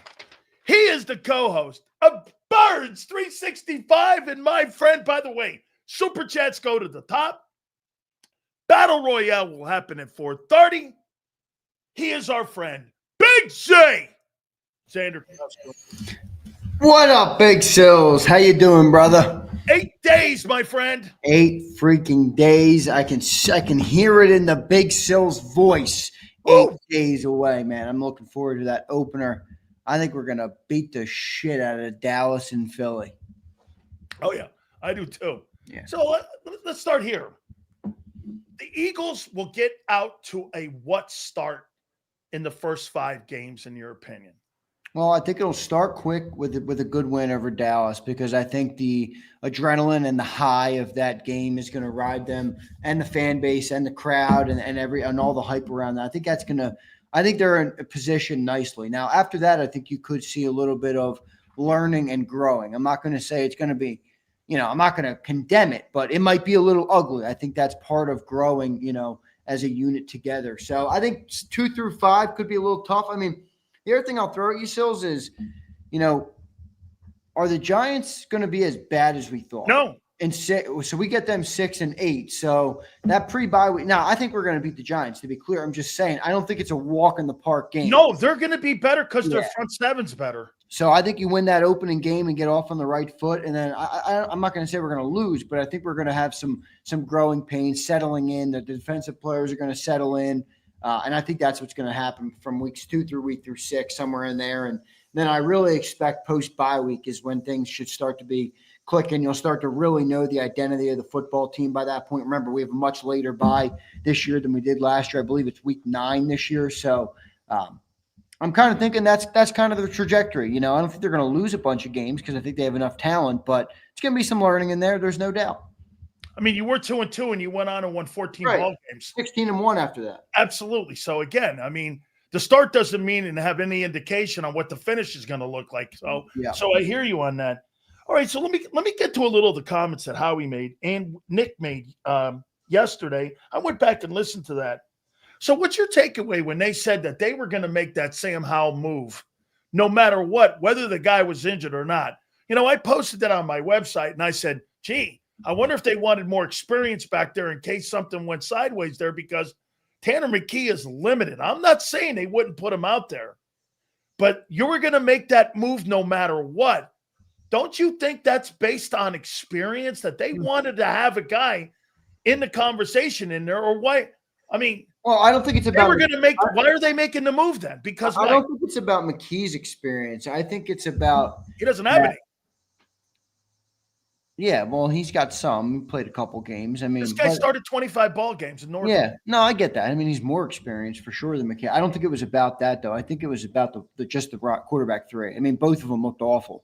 And the Eagles aren't going to go in, especially with that new emergency quarterback rule, with a quarterback that they don't feel competent, or at least somewhat good about an upside or a future or whatever in. And I don't think those other 2 guys showed it at all. I think Sam Howell could be had for cheap. They identified it, and they brought him in. And I think – I do think the Eagles are right, or I do think they are what they say they are when it comes to the quarterback room. I mean, they want to keep it good. Now, they didn't like the way they phrased it, quarterback factory, because of the kind of the perspective that brought on. But I think at their core, I dug the move. Just so you know. Well, I think at their core, they believe in having a good quarterback room, and even a quarterback 3 on a roster is still an important piece. Now, it's not to say they're going to trade a bunch to go and get it, but if there's an opportunity to upgrade there and they identify a player they like, I think they're going to make that moves most times. They're not going to hold on to late draft picks. And I have no issue with that. I don't think it was about Tanner McKee. All right. Well, I think it was more that they wanted more experience. I think that's an added benefit, isn't it? It is. And I'm not saying, Xander, if something happened, God forbid, to Jalen, that they would drop him over him. No, I think they would start him, but I think hedging your bets is a good thing at that position. Yeah, they would definitely start Tanner, though. I think they really They like would. him. I totally believe that they Eagles would. just signed somebody, by the way, to their practice squad. Wow, Who let me is get it? the name. Okay. It's a running back. Audric Estime. Estime. Estime? I don't know who At he is. running back for the practice squad. That leaves just one spot open for now on the practice squad. All right. So he was a former Bronco running back. He went to Notre Dame. Okay. All right. I never heard of him at Notre Dame. But okay. I'm sure that, their talent guys are finding guys and scouring guys and looking for people. Running back? I think it's pretty deep with AJ Dillon and Shipley and Barkley. I'd like the room. You want to? Okay, I guess so. All right. Yeah, look at him, Rays. Hell yes. Of course. Don't even know who the fuck he is. Let me go here now. Let me ask you something about Howie yesterday. It's a practice squad guy. Look at this. These guys are ripping this guy. It's a practice squad player. Relax. Who cares? Who gives a shit? Hey. Oh, so man. yesterday, which was classic Howie. So this guy's hitting 850. He's hitting 850. Okay. Oh. I mean, he's killing it. Some guy goes, did you learn any lessons about Keely Ringo and that? And he goes, excuse me, I don't understand the question. Yeah, you fucking do. You know that you overestimated. And then he goes, we like our. No, you don't. Your actions don't show you like your corner room. I mean, why, Xander? I mean, his ego still, I get it. He's built it up.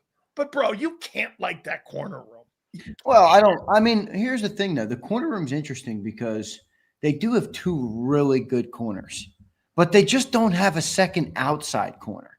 Like Cooper DeJean and Quinyon Mitchell, the top two corners on the Eagles are better than the top two corners on a lot of teams. Not every team, but a lot of teams. But that slot corner's not a traditional outside guy. Well, what did you just say a couple minutes ago? Completely different technique. He's about to get paid 30 plus, baby. Oh, he is going to get paid after Kyle Hamilton. Yeah, it's valuable. Oh, completely. So, not after Kyle Hamilton. Well, Kyle Hamilton is a safety.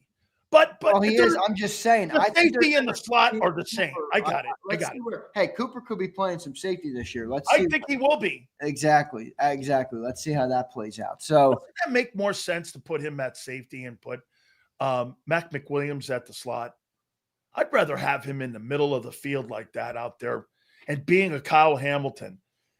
Don't you think if the Ravens thought that Kyle Hamilton's value was in the slot, they'd have him there? He's the highest. Dude, he's one of the highest paid secondary guys in all the NFL right now, not just corners. He's making $30 million. This guy's making more than fucking Stingley. I mean, that's a lot of money for a safety. We got an expensive defense coming up. With all that being said, I'd still like to add Trayvon Walker. And to go along with what Xander says all the time, I want to win fucking right now. Yes. I don't want to talk about 26, 27. I want to win right now. Exactly, Sills. Well, I can't see how anybody could convince me to not think like that. You got a 27-year-old quarterback. A.J. Brown's 28 years old. Devontae Smith is 26. Look at Landon Dickerson, Cam Jurgens, Jordan Mailata, Saquon Barkley's in his prime. Dude, I'm telling you right now, we're going to look at 28 if we didn't capitalize and say, shit, if we only took advantage of that window slightly more.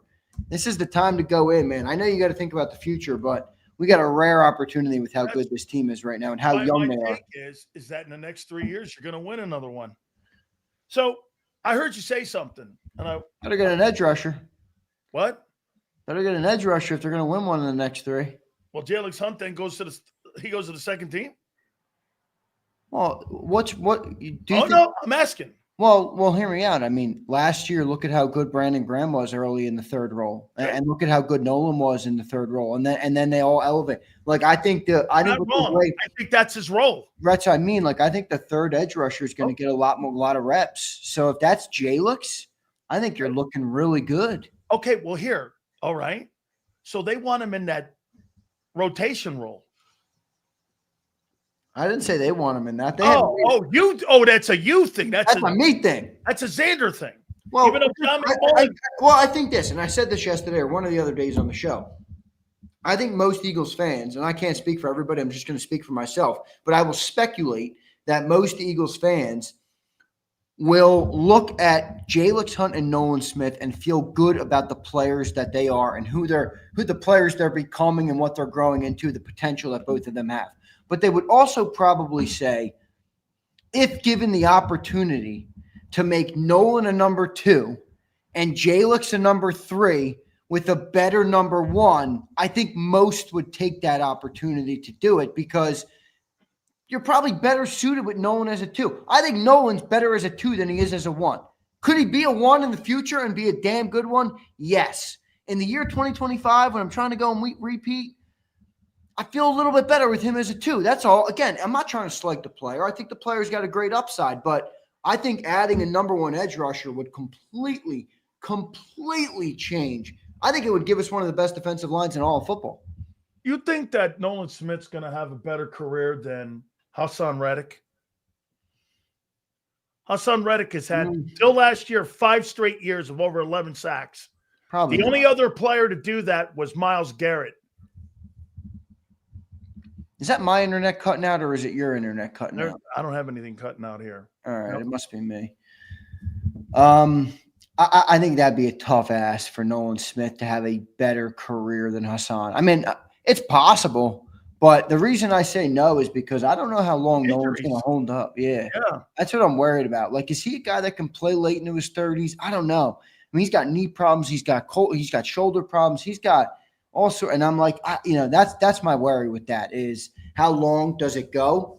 But I think he's going to be good when he reaches his peak. You know why your Trayvon Walker deal makes sense? Because you send Jalix Hunt to the second rotation piece, and Xander, you're protecting yourself for Smith's injury. That if he does get hurt, right, you elevate Jalix Hunt. Wait, hear me out. You know what? Your deal's making more sense. Well, hear me out. Trayvon Walker, Nolan Smith, Jalix Hunt. Ready? Jalen Carter, Moro Ajomo, Fabulous. Jordan Davis. Fabulous. Dude, that's a nasty front. Fabulous.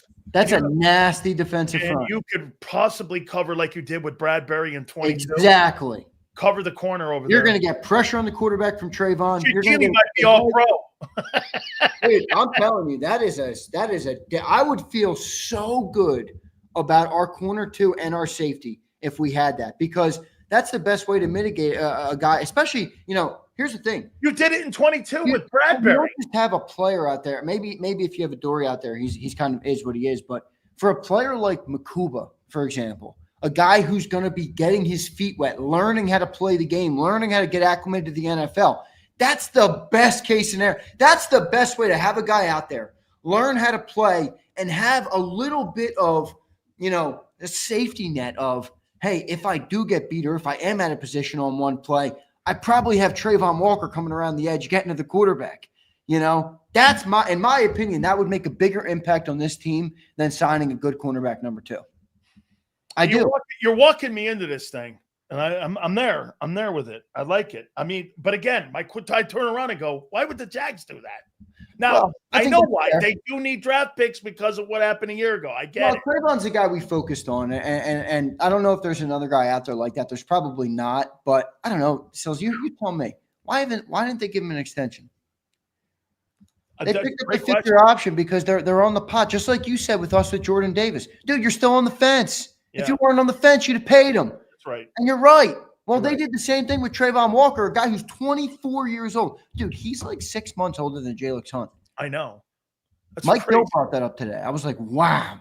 He is a young, good-looking football player. Two double-digit sack years. And everybody's Hutchinson.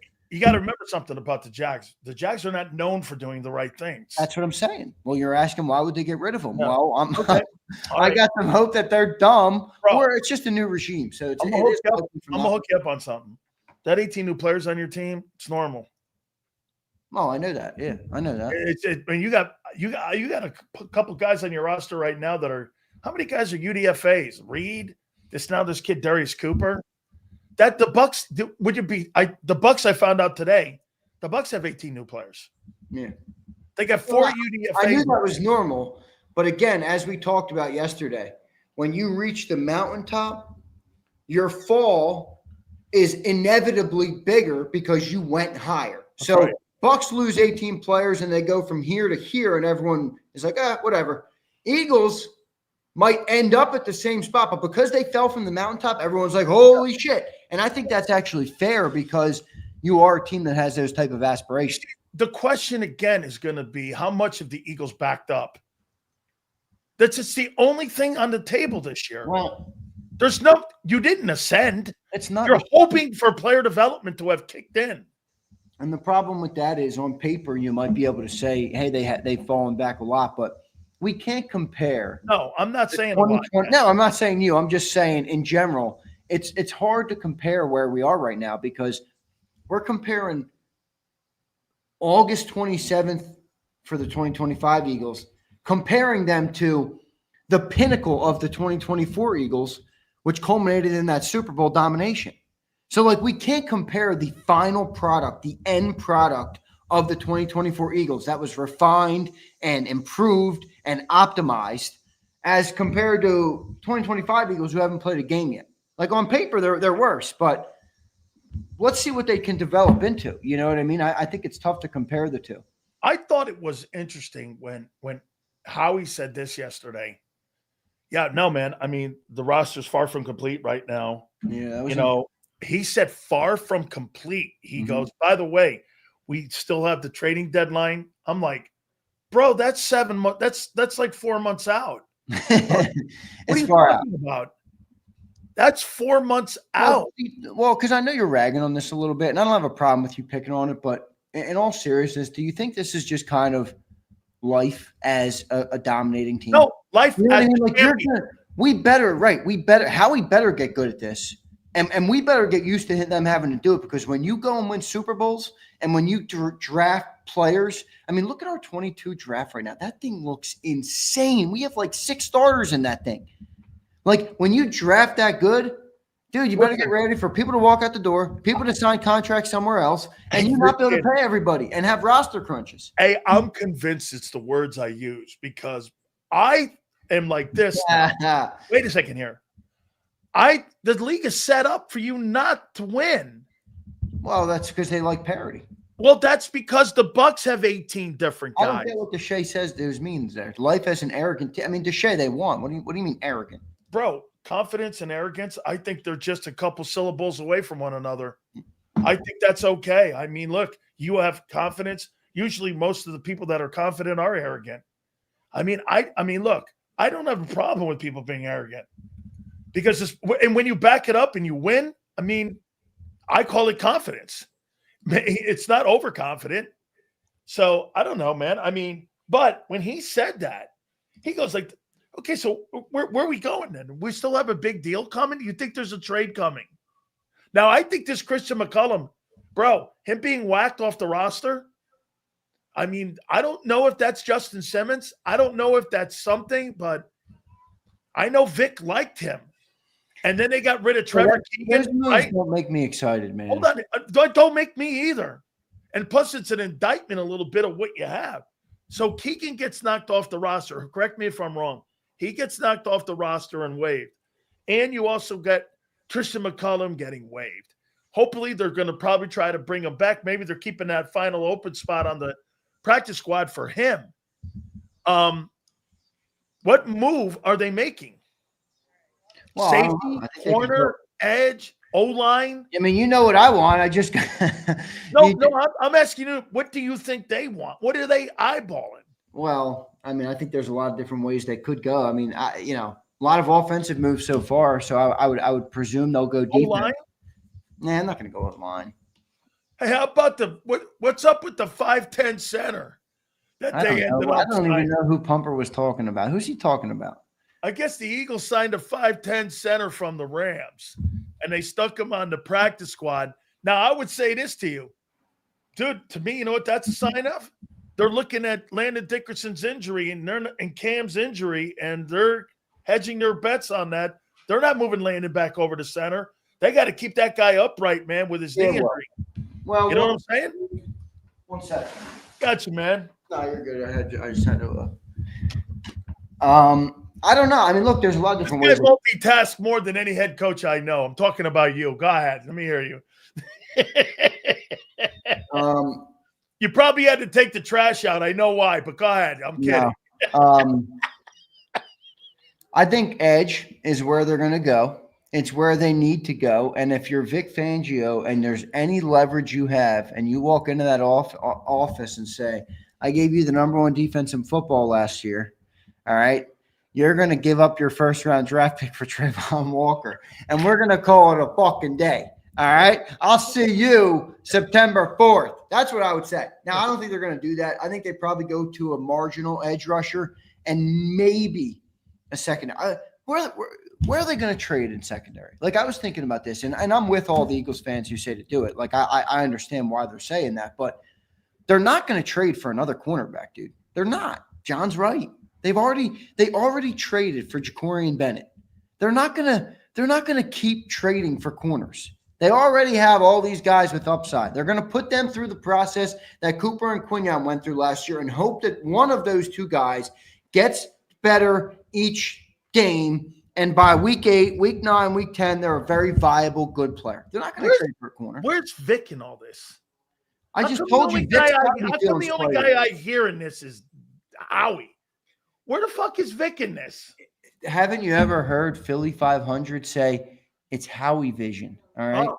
We live in Howie vision, Sills. We don't have a say here. This is not up to us. Okay. Nobody has a say outside of the one, the only Howie Roseman. But I can live with that because he's done a damn good job assembling this roster. And, you know, many people could have said they didn't give Vic enough talent last year and they made it work. Maybe Howie's got an idea of what he wants to do and how he wants to do it. Now, doesn't mean he's perfect. Doesn't mean he's going to get it all right. Doesn't mean every year is going to go great. But I think he's hitting 800. My one worry with Howie right now is an overcorrection from learning from 22 and 2018. And did you go too far from I don't want to bring anybody back, or I don't want to make the moves I made of signing the wrong people, to now you've almost gone too conservative, too passive, and you didn't make the move. Focus on 26 and 27. That's what he's not wrong in theory. That's why he can back it up going, wait a minute. And you said it the other day. Look at my 3 years. My low is 11. My high is a Super Bowl. Okay? So you get that equity. All right, so hear me out. This is my kind of commenter, all right? This is a guy who's listening, all right? R. Anthony checks in, and he says, they're going after Trayvon because Mac got heat for putting it out there, then deflected it this morning. And I'm going to give you the sequence of events, what happened here, Sileo. All right? Oh, I love this shit. You know me. Go ahead. Oh, my goodness. So originally, when I first started asking John, all right, and we talked about this, he brought up Trayvon Walker's name. And that's where I'm like, whoa, whoa, whoa. Head cracks too. And then he brought up Arnold Ebiketie and all these different names. And I'm like, no, I like Trayvon Walker. And then when we're talking about it last night, John says, I already heard something down here at the NovaCare complex about me saying Trayvon Walker's name. And then when we talked about it this morning and I asked both of our guests about Trayvon Walker, John doesn't want to really partake. John's being mum. I'm like, they're either not doing it, or they're looking into it. Or they're looking into it and they want John to shut the fuck up. Oh, yeah. Now, that's my kind of commenter right there, R. Anthony. He's listening, baby. Let's go, R. Anthony. I just don't know why the Jags would do that. Because they're stupid. Hey, you know what? That's as simple as you can get. Sure. This is why, Sills. They're nowhere ready to win. Okay? Nowhere close. They have already a great edge rusher. Trayvon Walker has not helped them win any games since he's been there. He's going to come with a $30 million price tag. They're already paying Josh Allen $30 million. He's one of the only few players on their teams they could recover a number one overall draft pick with. That's right. I mean, you're not paying two. Makes That's sense. Why, Xander. And remember, it's a new regime there. So they didn't draft Trayvon Walker. You're not paying two edge rushers $30 million. There's no way. Especially when you're not winning games. It'd be one thing to dominant defense. Bro, get this. Myles Garrett making 40 has almost no impact on them winning the Super Bowl if you don't have the quarterback right. And I mentioned this morning. And the Jags gave their first pick to Cleveland. They did. Yep. To go back, to go and get Travis Hunter. Yep. So they're an aggressive team.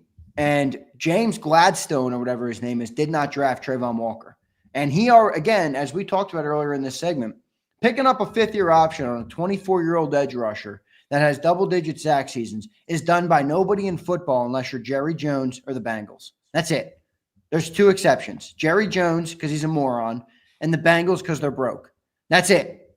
Everybody else would have paid that guy. They picked up the fifth-year option. I think he's more available. Now, they might not be shopping him, but they're answering the phone. They're answering the phone. And a 1-3 is going out my door if I get him on the line. And I don't care about the 1 or the 3. Take them both. And if you need a 5 and a 7 too, fucking take them too. I don't give a shit. First-round pick is too low, especially if they win 5 ball games. You're picking nobody else is offering them a first-round pick right now. And Sills, hear me out. By the end of the season, if they want to trade him then, he's no longer worth a 1 to anybody because he's got 1 year left and he needs a massive contract. This is their opportunity. They're going to send that kid. John says Howie's not going to – he's going to be more stingy with his 1, though. Yeah, he's not – I better send Mark Holmes a link before he starts – yeah. Hey, I think you're dead on. I think you're dead. I think Trayvon Walker. If we get Trayvon Walker, we are and we can survive injury-wise, we have a really good shot at going and repeating. We really do. Completely changes the entire defense. That's a really great addition, and it's a really great story, that Darius Cooper, isn't it? Dude, it's awesome. I'm so pumped for the dude. I've always said on these shows, I'm a people dude first. I like the stories of the athletes and the people and all of those things. And no Senior Bowl invite, not invited to any of the things that they do to scout football players. Didn't go to D1 school. Didn't go to the combine. Undrafted. And not only, again, my favorite part of the story is actually not that, because you've heard that before. My favorite part of the story is that it's the Philadelphia Eagles is the team that he made, a team that had one of the deepest wide receiver rooms coming into the offseason before he emerged, and then traded for a second-round draft pick in John Mechie, and he still made the team. They added a second from a Mechie. And how he cut a guy he doesn't like. And how he cut a draft. By the way, did you see Anais Smith? Yeah, no. He signed with another practice squad. So that means he got through waivers and didn't want to sign with the Birds. He got all pissed at how he released him. Yo, Anais, you're dead to me, Anais. Yeah. You're dead to me. Who'd he sign with? I think the Panthers. Oh, my God. Yeah. You're kidding me. I think the Panthers. Oh, my God. You're dead to me, Anais. You're dead to me. Bro, I'm going to make a comment to you about one of your favorite football players, and I want you to tell me I'm wrong here on this. Here's what I look at Nolan Smith. I don't trust that player. I think his energy, his attitude, all of it are phenomenal. I think the guy's shown he can play. He rose from the dead. I thought he stunk. But, bro, I can't build an edge around him, man. I don't believe he's a 17-game player. Well, do you really believe that guy's going to get through 20 games if you go that far? Well, I've always told people I try and be honest, and I feel good about the player when he's on the field. I feel like you do when it comes to, do I see him having a Brandon Graham, like maybe that's an extreme example, but a guy who plays a lot of years, is durable, holds up, is a guy that becomes a staple on your organization. It's hard for me to see that right now. I gotta be honest. It's hard for me to envision that right now with that player and some of the conditions that he has, some of the injuries he's had.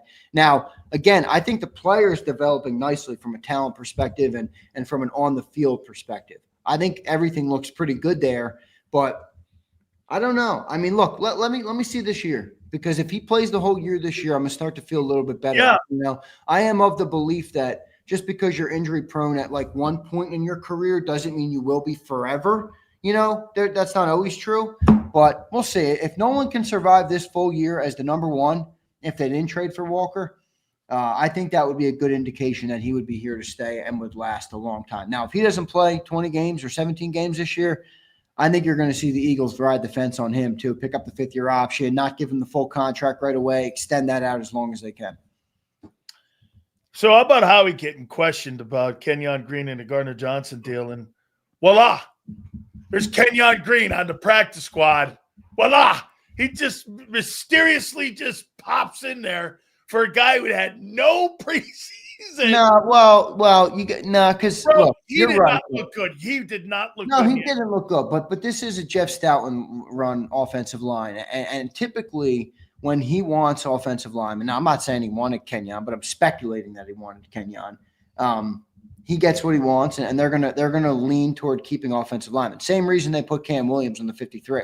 He shouldn't have made the 53, but Howie's like, we want to develop offensive line, and we want to have guys ready if we need a swing tackle. We want to develop the next Fred Johnson. We want to develop guys in whatever role they become on this team. So I don't have a problem with it, but the only way the only way that Howie gets me to stop bashing him for the Gardner Johnson trade because they couldn't handle his big ego. And I have no problem with his big ego. I actually like it, all right? The only way I forgive him for that is if they bring me Trayvon. You bring me an edge rusher, I'm good. I will not give you any shit about Gardner Johnson again. But you got rid of an $8 million pretty good safety and have replaced them really with not so good of options right now. So we'll see what they become, but that's the only way I'm forgiving them. Kenyon Green, you're probably right, though. He probably put him on the P squad because he didn't want it to look like a total miss. Who am I? Hang on. I'm going to play charades with you. Ready? Who am I? Oh, man. Shoulder hurts here, man. What are you talking about, dude? Hey, man, I'm a little hurt here, man. I got to come off the field here a little bit. What are you crying about? Andrew Makuba, dude. You fucking hurt again? You're fucking hurt again? The game's in 8 days, guy. Dude. Xander Krause wants to start you. Xander Krause wants to start you at safety, and he can't put you in because why? You can't stay healthy. I'll tell you what. I won't have a single concern about those back end guys if they improve the front. Front's not good enough right now, Sills. Gonna make life hard on safeties. Xander's going all in, pushing the chips, going fuck the secondary. Let's build the secondary has potential. You're not wrong. The secondary's got some potential. It does. It doesn't mean it's going to get there right away, but I think they do have an upside that Jacorian Bennett, when he was on the field last year, wasn't a bad corner. Now, I'm not saying he's going to develop into some superstar, but I think by week 8, he's going to be better in Vic's system than week 1. And if they have a better edge, he might be better by week 5 or week 6. And then he might have a higher ceiling because, as you pointed out, when you have a good edge rusher, when you have a good pass rush, James Bradbury makes all pros. That's right. Okay. You had 4 guys that year, double digit. You had 70 sacks. The guy made the Pro Bowl. I'm with you, dude. I got it. All right, let's get to some of these super chats here, bro. All right, let's do it. Wait, let me make sure 500. I'm a little bit of a disheveled mess today before the show. I was grinding, trying to work on some things, and had to mow lawn. I got it. No lawn mowing for me. I actually have a great story. I should save for off the air about that. All right, me and you should keep that around, but definitely not on the air. Let's go to the great, the one, the only T-Bone. I like this guy, man. He says any D trade will be welcomed to start or be up. DT and B ups is solid. All other D positions need starter or backup. One injury to a starter other than defensive tackle will be catastrophic. God forbid we get 2 injuries. I don't think he's wrong. We just talked about Nolan. Imagine he goes down. Imagine Quinyon goes down. Imagine a Carter or even an Ajomo or a Davis goes down. How do you feel about Gabe Hall and Byron Young? Byron Young, yeah. Byron Young. Good. I mean, they're depth pieces. You feel as good as them like you did a year ago with Booker and Ajomo? Well, probably not that good, but John has kind of told me that Byron Young has looked really good. I haven't seen him much. So, look, maybe he can be for a 4th or 5th edge rusher. Maybe he can be pretty good. Let me tell you something. The practice squad was made for these two dudes, and these two dudes have developed. I mean, they have. Even Howie even addressed them, too, by the way. He brought Byron Young up. So that's good. I knew Gabe Hall hadn't talked to some folks. I knew he was going to make that team. Yeah, well, I'm happy that he made it. T-Bone, thank you for the $10 super chat, brother. Good to hear from you, my friend. Brian Pumper, you bums better get ready to see Ja'Cory and Beignets rock a full back number. It's bleak. Beignets. Ja'Cory and Beignet. Here we go. Bigger Than Sills says, cry, Mark, cry. He and Micah a perfect match. Wow, Holmes catching some strays here. Yep, absolutely. He's going to catch a lot when he gets in here, I'll tell you that. I wonder if Mark has heard your recent rants on the Dallas Cowboys. I'm sure. What's not true? I didn't say it wasn't true. I'm asking if he heard him and what his response will be. You were pretty tough on Micah Parsons. I was a little surprised. I'll tell you one thing that Jason Cole told me. What do you make of this? Jason Cole told me this about Parsons and Jerry Jones. Do you think this is unfair? He goes, let me ask you something, Sills. If you had a guy that was going to play in front of you and he was going to make a business decision and you were going to put a guy in front of you and he was a lawyer and that lawyer would not be prepared to take you on in your heyday, right? I go, right. Well, why would you want Micah Parsons to sit in a room with a guy who's a contract expert and sit there and try to cut $250 million deal with you? You're taking advantage of him, aren't you? Yeah, absolutely. Okay, well, I could talk myself out of my entire contract or millions of dollars.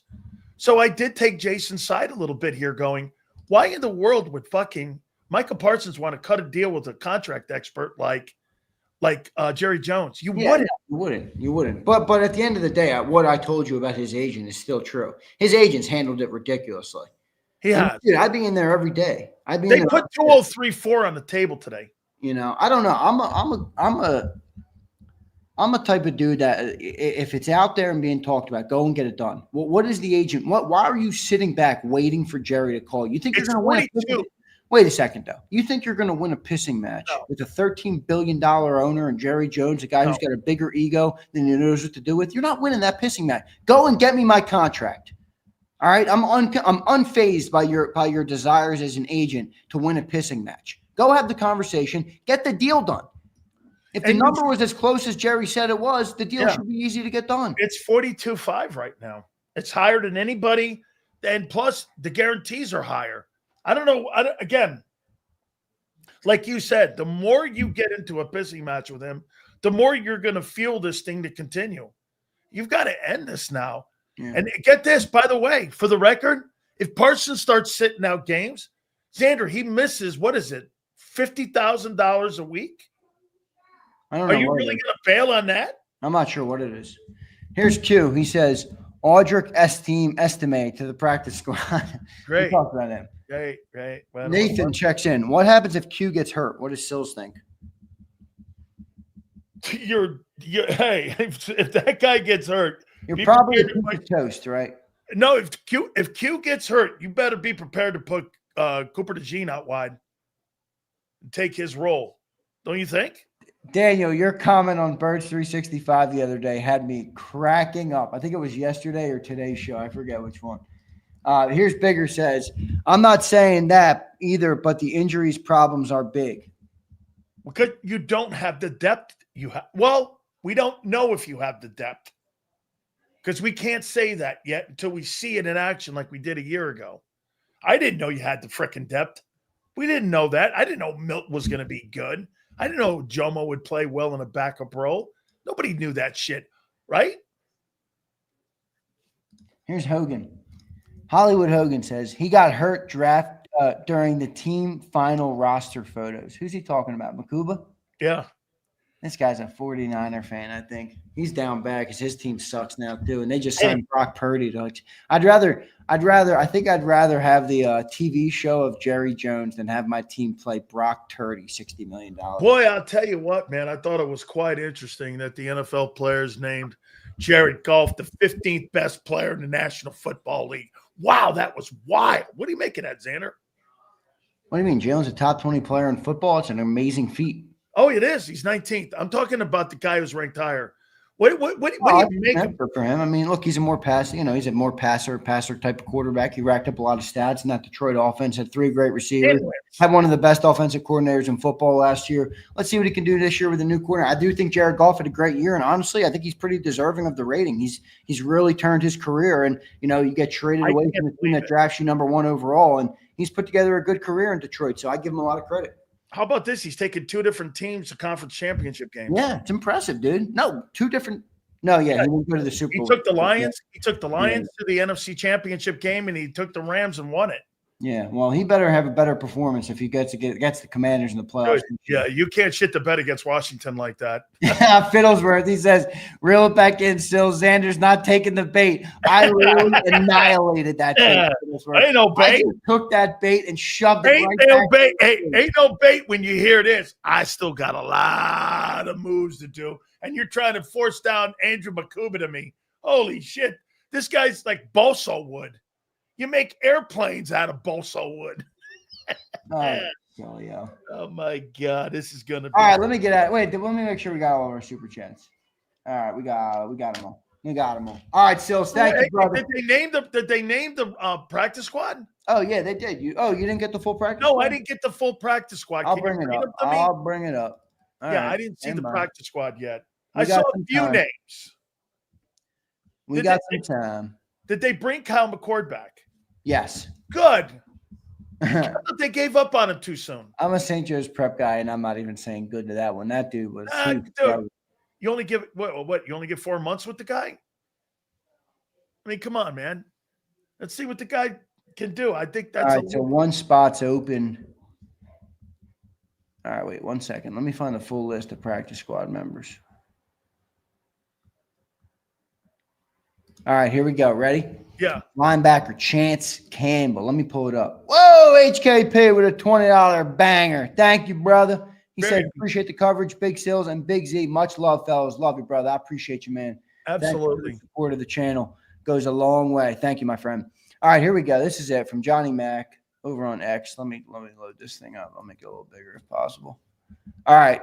Chance Campbell, Elijah Cooks, Kenyon Green, EJ Jenkins, Brandon Johnson, who was a turnstile, was putrid in the preseason. Patrick Johnson, way to go. Yeah, he didn't get picked up in waivers. Cameron Latu, former Bama kid, actually. Terrace Marshall, McCord. Good. Perry Nickerson, I like. Colin Pierce is interesting. He's that Rutgers undrafted guy. APR, Antoine Powell-Ryland got back to the practice squad, so he didn't get picked up on waivers. Eli Ricks and Andre Sam. There you go. That's your practice squad. Good to see. And then they added that Audric Estime kid. Yeah, good. We got a couple supers over here, Xander. Guys, thank you. Yo, HKP, thank you, brother. I appreciate it, man. Thank you, guys. Thank you. Rocksteady says, what it do, chat? What up, Rocksteady? T-Bone says, here we go. The great, the legendary T-Bone. I am 100% against ever signing any player from the Cowboys. Why infest our team chemistry? Name one ex-Cowboy that ever played well for the Eagles. I can't think of one. I say no to any free agent or trade for a Cowboy player. Why are you so against the Cowboy player? It's hard to dispute them. Has there been ever good ones? You remember when we signed DeMarco Murray? Oh, man. Well, they ran the tread off that guy in Dallas. That's and then we paid $50 million for it. I mean, they ran the tread off that guy. I'm trying to think if you guys ever had a Cowboy on your football team that was worth a shit. No. I think you had an Nachos. So what do you think on the sidelines for the September 4th game Michael Parsons is going to be chomping down on? You think he's going to be eating a Philly cheesesteak? I think Michael Parsons is on the field. You think he's on the field? I do. Supposedly, like I said, there's supposed to be a deal on the table for 203.4. He's on the field. I think he's all on right, the Big field. T. I appreciate you, bro. All right, brother. See it. Gotcha. All right. I got to set this up right here. I've been going pretty knee deep. We have a couple Cowboy fans in here that come in here all the time, and I think they're plants. I think they're Russian plants. Like, you know how, like, you know, people like, you know, what they did with Trump. I think Mark Holmes has plants. Because these guys come in and they go, you wait, September 4th. You wait. And I'm like, wait a minute here. You wait. And so I say this to you. I go, wait for what? Is Micah Parsons going to be on the football field on September 4th? Now, this is what I'm hearing from Steven and Michael Irvin. Okay? This has got a lot to do with the agent. The agent has totally fucked this thing up. Now, you have to remember when you go with Jerry Jones. Let me give you a little insight. So when I had my contract with the Cowboys, albeit I think I was there from November of 1988 until 89 in September, I had my contract. Cowboy killers in. Holy cow. Okay, you calling Holmes a gardener? What do you mean a gardener? I don't know what you're saying. You have to deal with Jerry Jones, dog. When Jerry pulls you into his office, that's what he does. He does a contract. He don't want to talk to agents. He wants to talk to his boys. And that's what this comes down to. All right. We are 8 days away from Armageddon. It is the Philadelphia Eagles hosting the Dallas Cowboys. Get this, we had Todd Bowles on yesterday, the head football coach of the Bucs. And I'm going to tell you flat out, this segment is more anticipation about this segment than any other segment I do. And without further ado, we bring in one of the great people when it comes to putting content together for the Dallas Cowboys. He is Mark Holmes, and on the other end, we have, without a doubt, the man, the Cowboy Killer, as he likes to be dubbed, Philly 500. And here he is. That's right. What's up? Mr. Depressed and Mr. Happy. Isn't it every week? The guy's sad. I'm happy. What are you going to do? Mark, you look like you've got a migraine headache. Why? I was happy this morning, about 11 o'clock. I was like, good. Dan did not send me a text message to join today. I figured I've got some peace. A week going before the Eagles, before the Christians versus the Lions, happens. Before we, dead man walking, that at least I can enjoy my last week. Now I realized what somebody was saying about being a gardener. Mark Holmes, the gardener. Because I'm here shoveling all of Jerry Jones's bullshit. I mean, all right, Philly, how are you feeling good about all the moves that have been made and Howie Roseman saying there's still a lot of work to be done? I mean, you've made 5 different trades. How about prior to the settling of the 53? Now he's talking about adding more after the 53. I mean, I thought you guys were a stacked roster on defense. Well, if you're such a stacked roster, why is he still making roster moves? Well, we're dealing with what? Depth pieces, like third-string depth pieces, third-string quarterbacks. I mean, we're dealing with depth pieces, not starters. But here's the thing. And this is the thing that I think people, who is? Bennett. He's going to be a starter. Hopefully. But here's the thing. This is why the Eagles are where they're at. This is why they win Super Bowls. This is why they go to 2 Super Bowls in 3 years. Because they have a GM who's willing to admit if something ain't going right or if something's not going wrong or up to the standard that they like.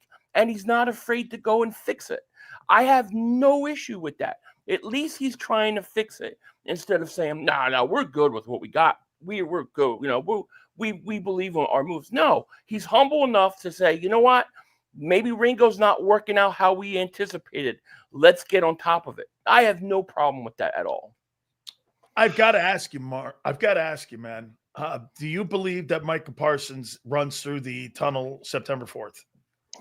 I'll give you 1.5 3 million reasons why. Really? That's what Yeah. the fine would be.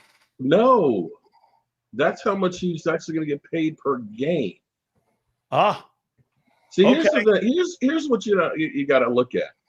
His first 4 years, it was $17 million.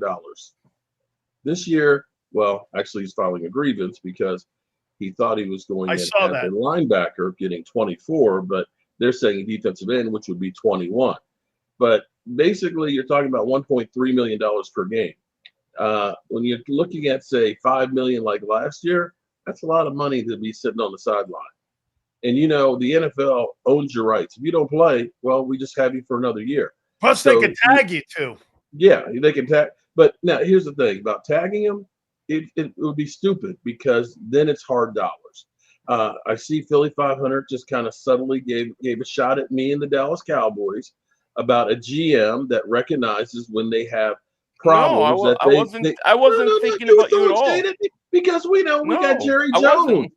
We believe in our guys with Stephen Jones. Sileo's buddy there. You sound like my wife now, you little bitch. How about Philly? What do you None make? you're not getting none now, okay? Yeah. What do you make of all these problems going on in Dallas? I wasn't even thinking about Dallas because they're so far away from my thought process. Okay, what do I think? I think Micah's getting traded. I think he's going to get traded. Okay. For what? Probably a bunch of stuff. I don't know. Listen, Micah in Dallas, this is bad.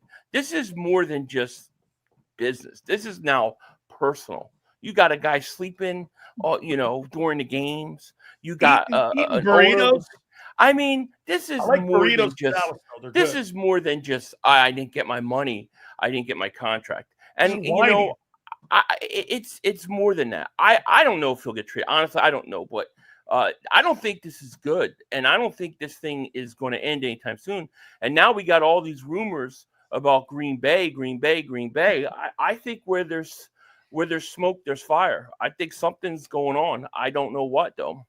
So Mark Holmes, Uh-huh. this guy that you love or like, this Brian Schottenheimer guy, doesn't he have any steel couillons that if somebody's disrespecting him on the sidelines or if somebody's doing stupid shit, no matter who it is, isn't that take your ass in? You don't have to fucking sit on the sidelines and be like that, man. I got 90 guys out here. I got to pick 53 guys to. And by the way, that's a Jerry Jones thing. Isn't this primary one of the examples of what's wrong with the Cowboys the last decade or so is because you don't have a coach with any couillons. Take your ass in there. I don't want to see that shit on the sidelines, man. I got a bunch of other guys I'm trying to set a fucking culture with. You never see that shit in Philly. You never see that shit. Okay? And if you do, you see a dude reading a book and he's got 1,500 yards every year. Is there a question in here somewhere? Yeah. Your guy has no balls. Okay. All right. You like this guy. You told me you like this guy. If you want to know what my gut feeling of what's going on here, please. Okay. My gut feeling is Jerry Jones recognizes that he is a $12.83 billion business without having to win shit. And he loves the media. And on the other side of this, you have Micah Parsons, who is part of the media too, whether we want to admit it or not. He's the president of Bleacher Report. And you put these two together, because here's what Jerry Jones recognizes. When you're talking about social media, and Jerry Jones is always the guy that's leading everything into the future, they recognize how social media is everything. And take a look. Everything is owned by Micah Parsons and Jerry Jones. You can take everything that's happened with the other 31 teams, combine it, and it still pales to the amount of talk that goes about the Cowboys. It's theater. We used to get watched because we were good and about winning. When you looked at the 90s team, now we're a car crash. We're a train wreck. That's what we are. And that's why people are watching. It's a soap opera. And Jerry Jones is the leader of the soap opera. I want to go to you now, Philly. How do you take a look at that Gardner Johnson deal now? You got a guy in the practice. You got a guy in the practice squad, and now you got Makuba, who's wounded again. I don't know, what did he do? Hurt his hymen? Holy shit, this guy's always hurt. I mean, where the hell is this guy? And now you got a guy you're going to put in there, and Sidney Brown, who struggles in tackling. I mean, are you concerned now that you traded away the better safety? I mean, that looks like a tough cover there. I didn't like I said, I didn't like the move when they did it. I still don't like it now. It seems like one move too many. I really would like to know what really went on or what really happened, because there's no way that it had anything to do with salary cap or him as a player. So, there was a bunch of other things, involved. But I will say I do worry about the safety position. I think Makuba could play if he could play, but can he play? Right? That's the question. And then today you waived McCollum. So McCollum's now gone, and you have what? Sidney Brown and Reed Blankenship are your safeties?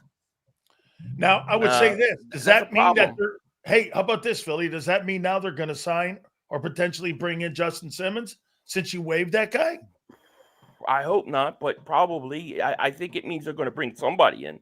I expect another move for a safety. I think they're going to get another safety. I don't know if it's going to be Justin Simmons, but I definitely think they're looking for another safety. How you only have 3 safeties? You have to do something. I would think so. Is your season already over?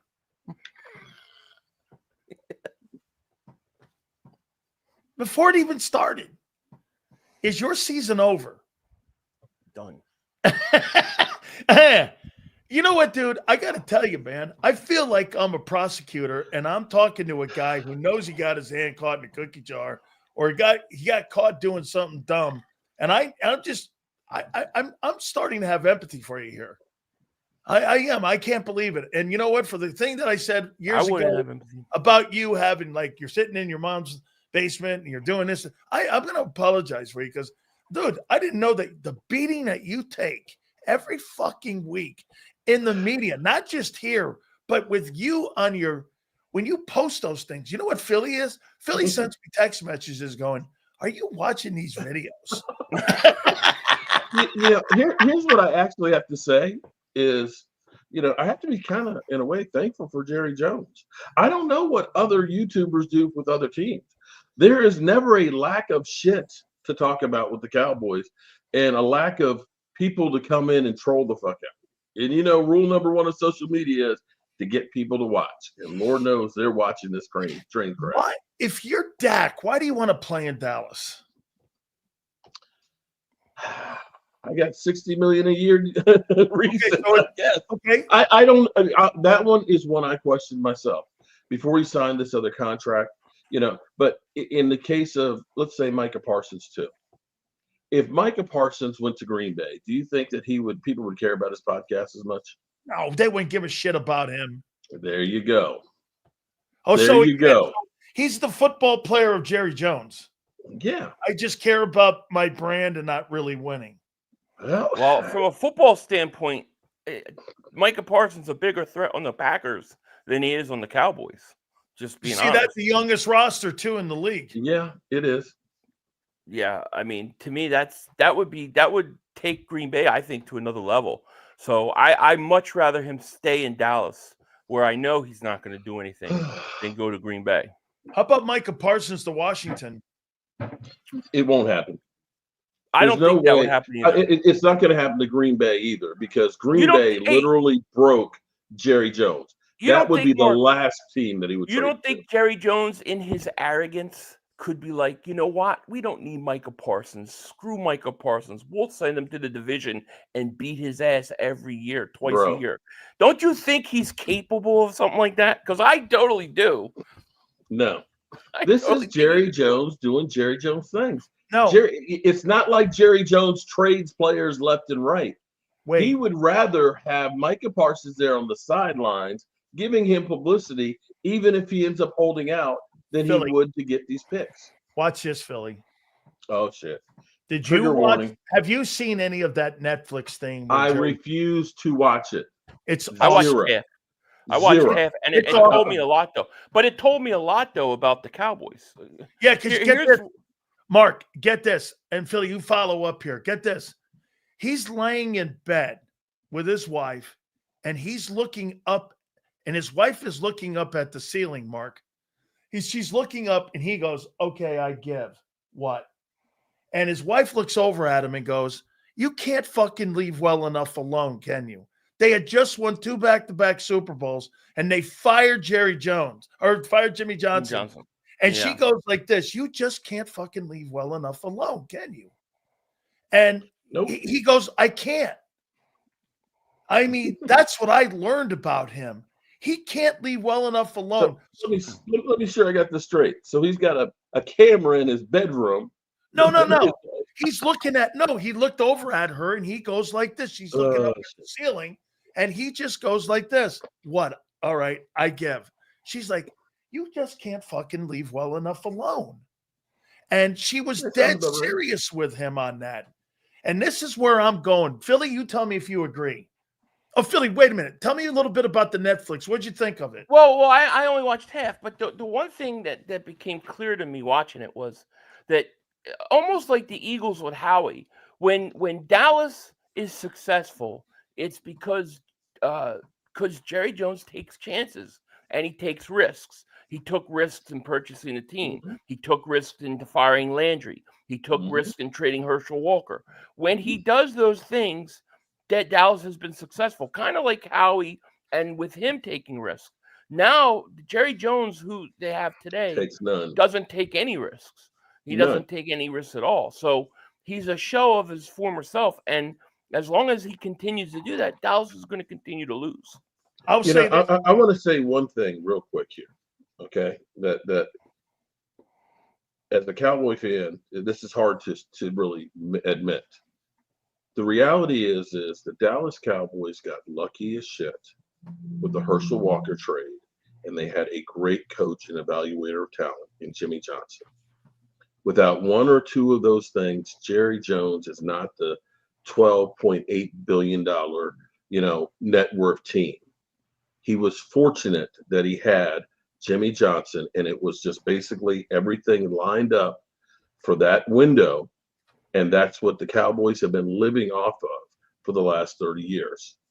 And unfortunately, Jerry Jones is still living in there. In his mind, I can guarantee you, he thinks, well, if Micah Parsons holds out the first 2 games, we're going to win the Super Bowl just like we did with Emmitt Smith.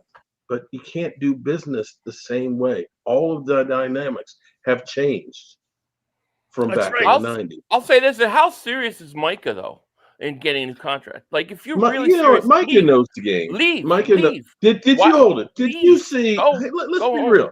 Did you see Micah's mom and Jerry Jones? I did. Okay. Hey, they know the deal. This is the game that Jerry Jones plays.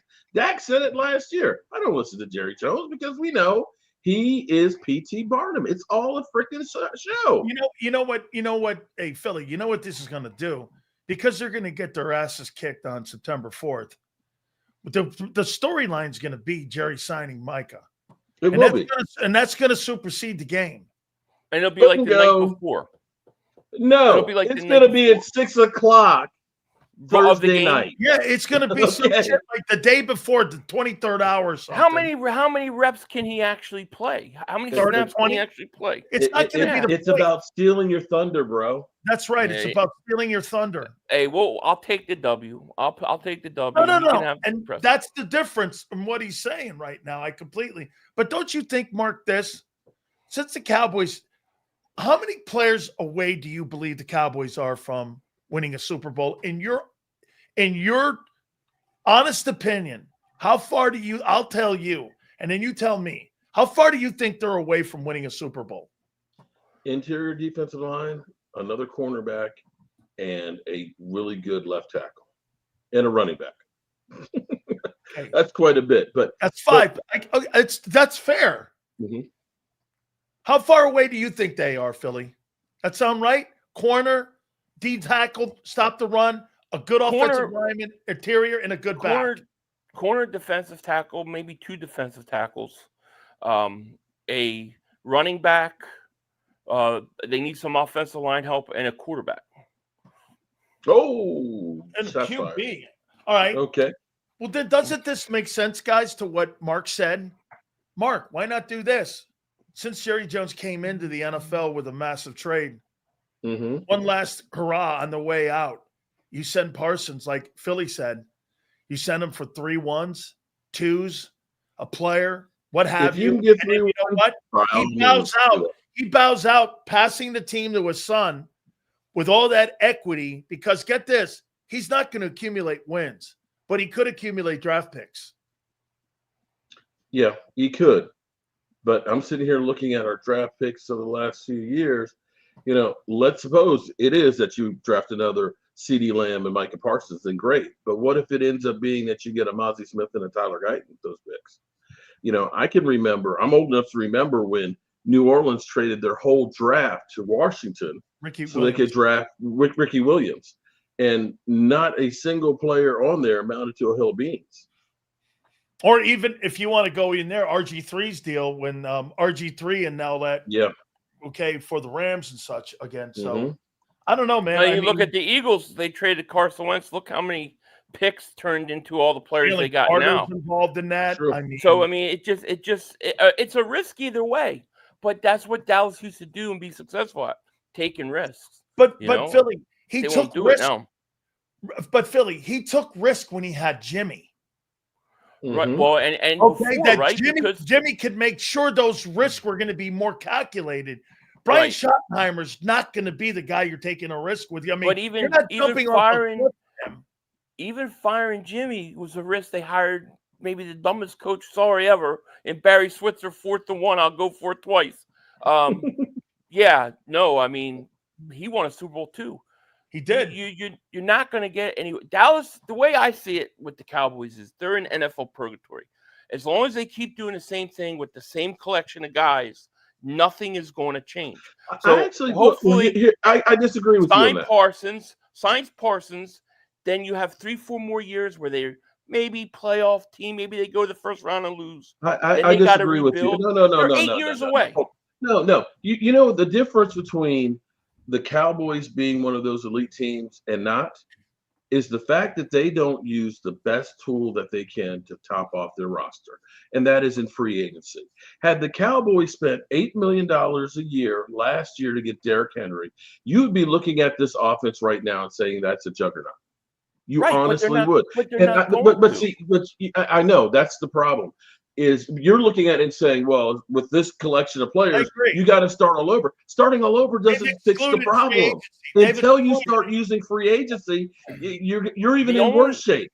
Because now you got to redraft all these guys that are good. The only way I see Dallas winning or being a real competitor for the Super Bowl is it's going to have to be where they draft guys and they get picks, because they're not going to go out in free agency and spend the money. They're not going to do that. We already know that. So the only way they're going to do it is through the draft. And if they don't have picks and they're paying these top 3 guys all that money, I'm telling you right now, you're going to have 3-4 more years of losing. Then they're going to replace their quarterback, and it's going to be another 3-4 more years. They're 7-8 years away from competing. If they trade Parsons and get picks, they could cut that in half. That's what I think. Yeah, no, and Mark, you exclude free agency and trades. Roseman uses trades and free agency constantly, still using them. Constantly in that room with that, along with drafting. He's a 3-track guy. Jerry's gotten away from free agency. Remember the free agents or the trades you made? Charles Haley, Deion Sanders, all of that shit was brought into your football. It was literally like an assembly line of players just coming through here. Yeah. You brought in, you made a trade for Tony Casillas, right? You made trades for all that stuff. That stuff has all gone away, man. Now we believe in our own guys. Yeah, but to Philly's point, that's not enough. Howie even knows that. Howie made a trade for AJ. Okay? We all know the problem here is we're dealing with an old ass Jerry Jones who is about his money and not spending it, guys. Flat out. I got to ask this, and then Philly, I think you're old enough for this, so I'm going to ask you for this. Mark, you tell me, is this Jerry Jones and Jimmy Johnson thing, is it still a thing with Cowboy fans? Because that documentary is based on it. You know, who had the most credit for the Super Bowls, who had the most credit for the Herschel Walker deal. You know, I ask a bunch of people, if I ask 25 people or 10 people in a room, I think 5 people don't even know what the fuck I'm talking about anymore. But yes, we are dying out like World War II veterans. Do Cowboy fans still care about that stuff? It depends. If you're talking about somebody like me, yes. An older person, yes. Because you look at it and say, shit, we probably could have won 4 or 5 Super Bowls. I agree. You would have won 4 more. Because we definitely would have done better than with Barry Switzer. We won in spite of Barry Switzer, not because of Barry Switzer. But yeah, we look at this and say, Jerry Jones has screwed the pooch. And look at the track record. You don't have to. He's proved that. It's the longest gap in Cowboy history. And by the way, so you know, Mark, I was there at the beginning and I was in the building for all this and I watched it. And I'm telling you, this is the biggest and largest gap of non-Super Bowl participating Cowboys since the beginning when Tom Landry put the team in the Super Bowl and won it in 71. And he won it. Then he turned around, he won it in 78. Then that gap from 78 to Jimmy, now you look, it's 30 years. It's the longest gap. I mean, bro, you probably— Are you trying to make it worse? You lost 4. I tell you, with the 3 you won, you probably would have won 4 more. That Troy Aikman says you'd have been in the room for 4 more at least. And I agree with Michael Irvin. You may have won 5 in a row. Thank Just God when I thought I couldn't feel any worse. Hey, 5 in a row because ego got in the way.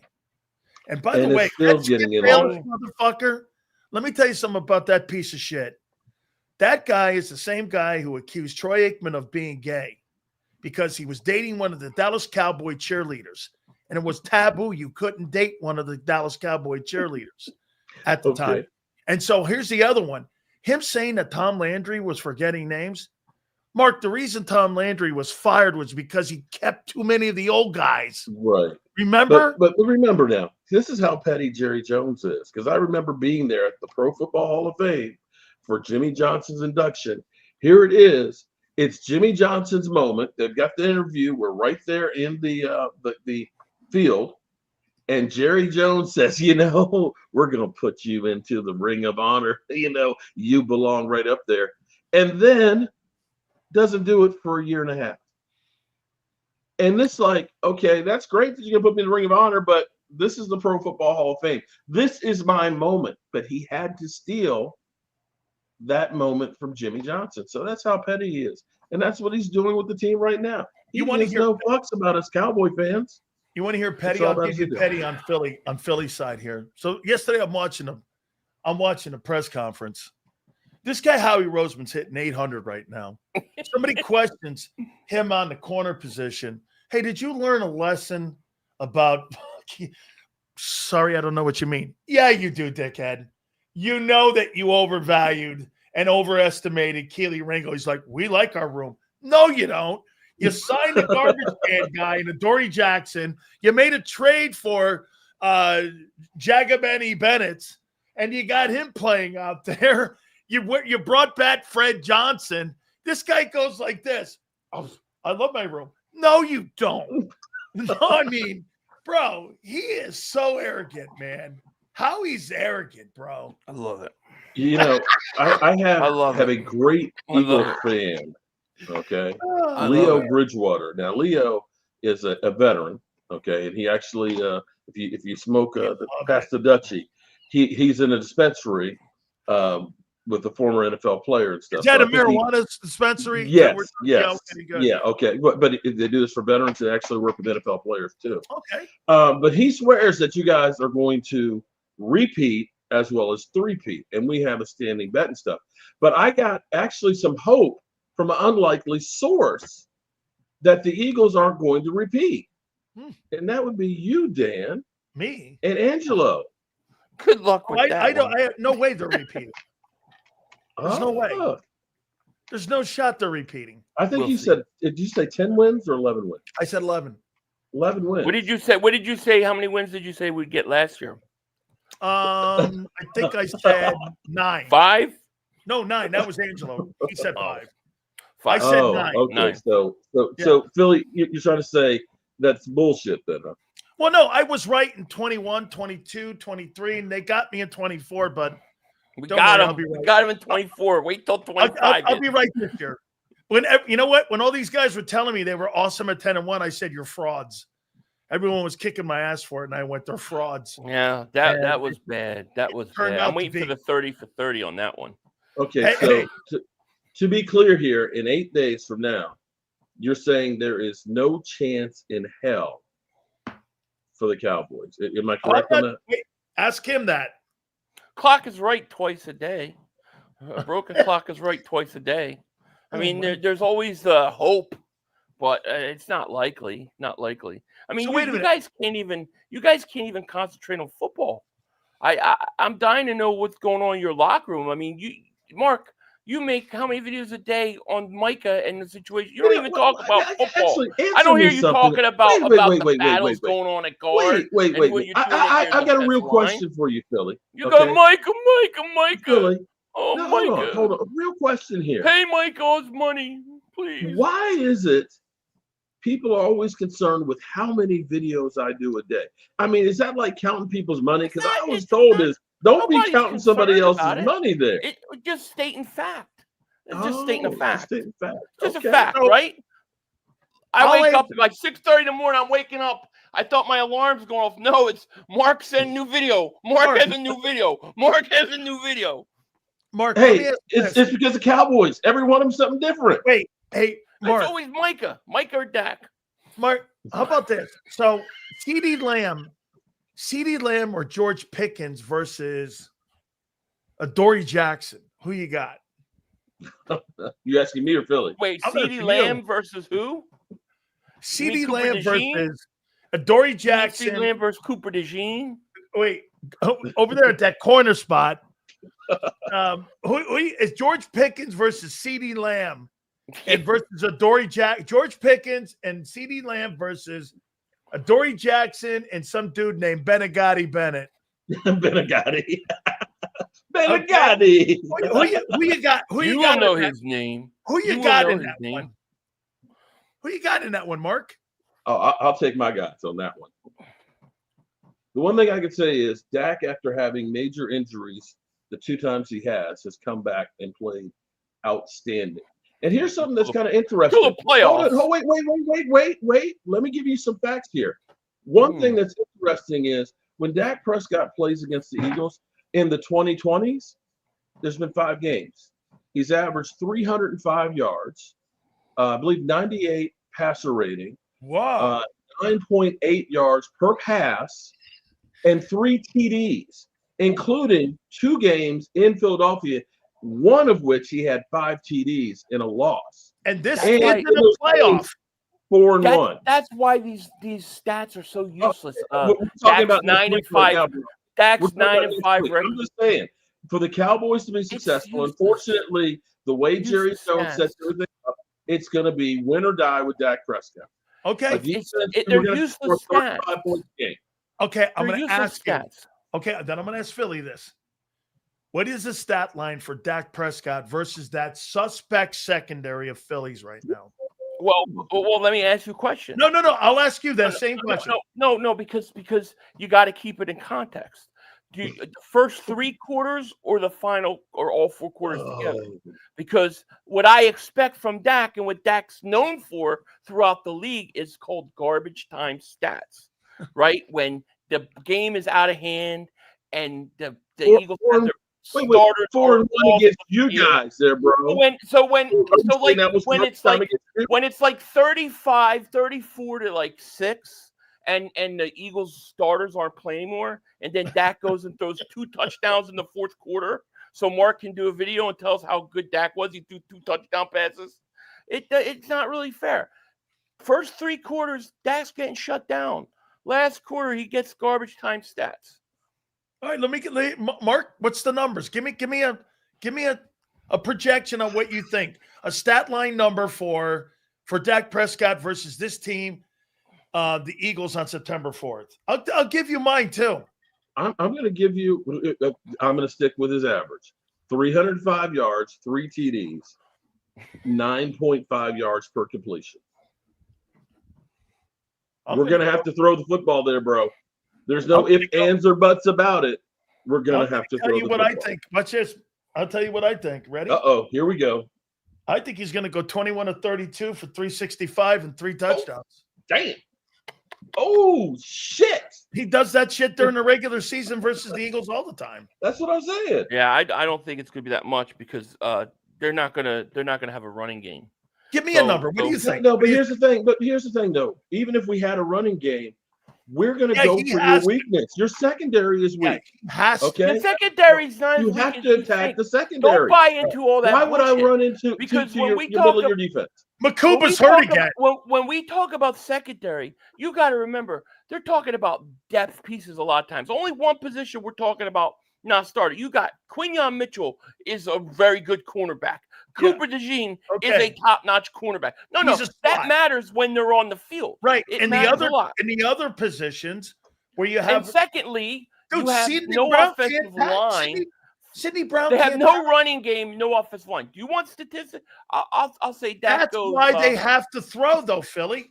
I understand it, but also this, Sills. When a team is one-dimensional, especially in the NFL, I don't care who it is, and the team isn't concerned about the run game at all, it's a lot harder to pass. You also throw more interceptions, or you have to check down more. You don't get as many yards because you're one-dimensional. I don't think there's a threat of the run game. I think Dallas comes in one-dimensional. So I'll say Dak probably throws for maybe 240 yards, maybe 15 to 30, maybe a touchdown, maybe 2 touchdowns. He probably gets a garbage touchdown or 2 in the fourth quarter, and an interception or 2. That's what I think will happen. The one thing in Cowboys' favor is there's not a book out on what they're going to do. And they have showed absolutely positively nothing. So you don't know There's what. There's 2 ways to look at that, though, because they haven't played in the preseason at all. None of your starters on a new offense with a new coach. So it could work both ways. It's not exactly a new coach because he was there before. Well, then not exactly. There's nothing on them. But now he can put his spin onto this. Now, the thing about Brian Schottenheimer that you guys don't seem to understand is he's led the league as far as rushing. And take a look at Seattle. Who's a rusher? Hey, hold on. Take a look at Seattle when he was the offensive coordinator. That was when Russell Wilson was cooking, where he was getting like 35, 38, and I think 40 TD passes a year. Was Marshawn Lynch on that team? No, that was after Marshawn. All right. Well, who was the running back? They've had some. That Carson guy. They've had some decent running backs on their team. They've had teams where they've had 2-3 good running backs. Seattle. But we'll see. I'm just happy that we can be on the field with the Super Bowl champions. Oh my God! Shut the hell up. See what I'm saying? Seriously. At least we'll get some publicity being there on opening night. I'm just happy that we'll be seen. Philly, give me a number for Barkley in the opener. Barkley's going to go.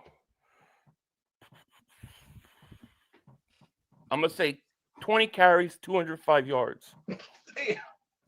How much? 200 what? 205 yards. 205 yards.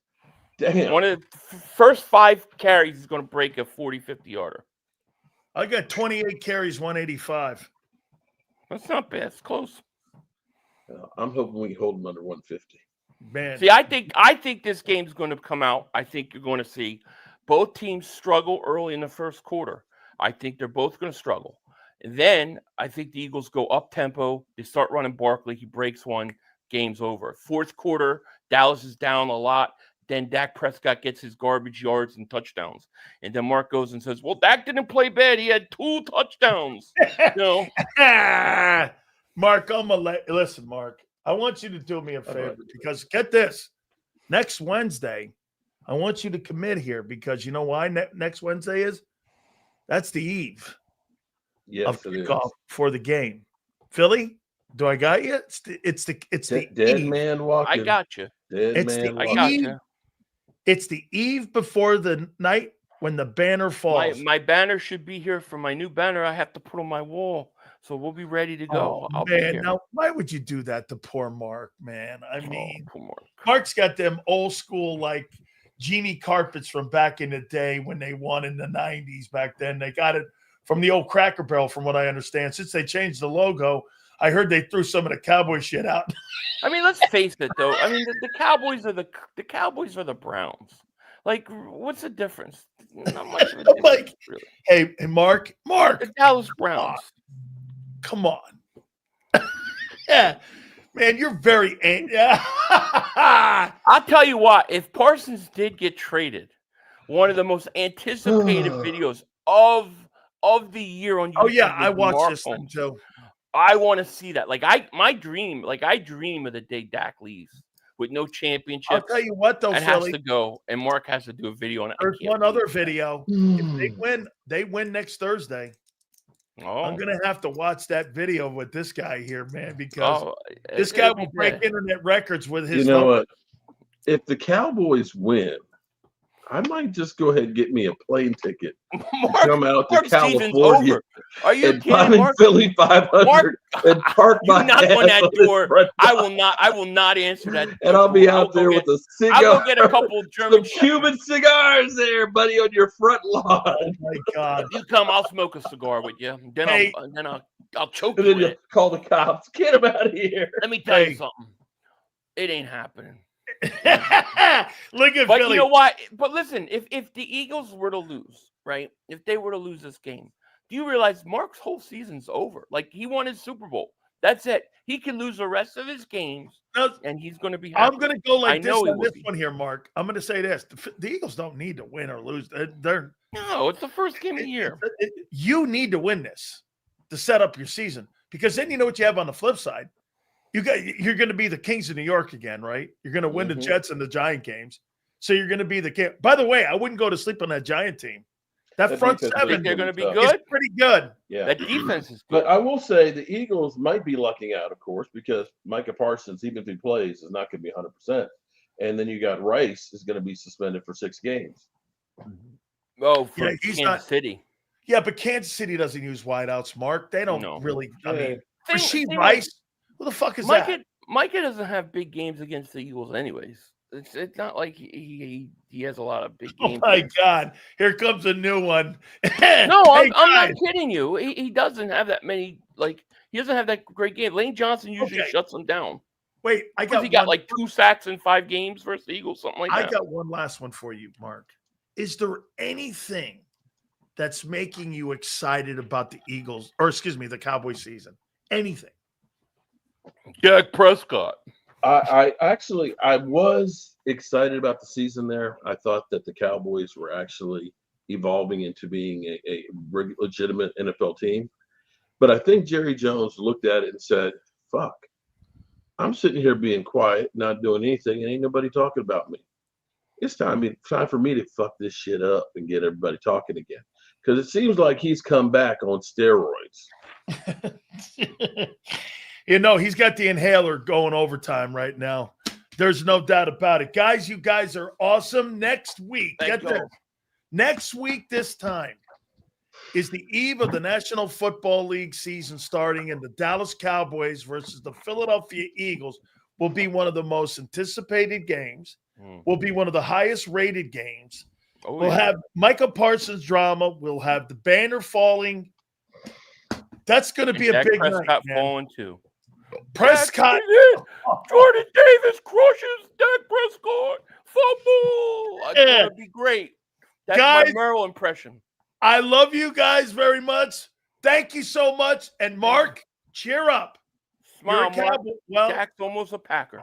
I mean, Mike is almost a Packer. I'll see you guys later, man. Holy shit. Oh my God. That's fabulous. Fabulous. I give Mark so much love, man. I do. The Cowboy Killer. That's what he's got on his deal here. You don't realize, though, these two dudes are boys. Okay? I mean, believe it or not, they're like fighting brothers. If you've ever seen these two, they're like fighting brothers. Right now, I just saw Mark Holmes in the background. He just got out a whiskey sour and started gunning it. All right, guys, let me pay some bills here. Morgan & Morgan, the #1 injury law firm in the entire world. And the reason they are is because they defend families like yours, and they make sure that you are not mistreated by any company whatsoever when they come in and you have a claim. No way. They make sure your family is protected with their thousands of attorneys from coast to coast, making sure your family's safe. Do me a favor. Log on.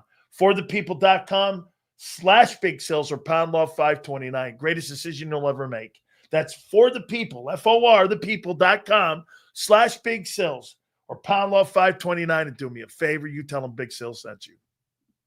This is Eric. When he got injured in a car accident, he called Morgan & Morgan.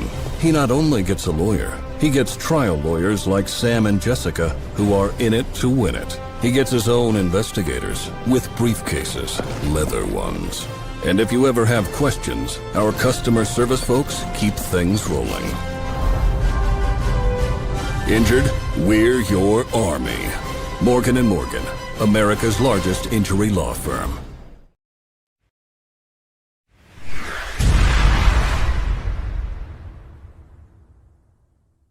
The following is a presentation of JAKIB Sports.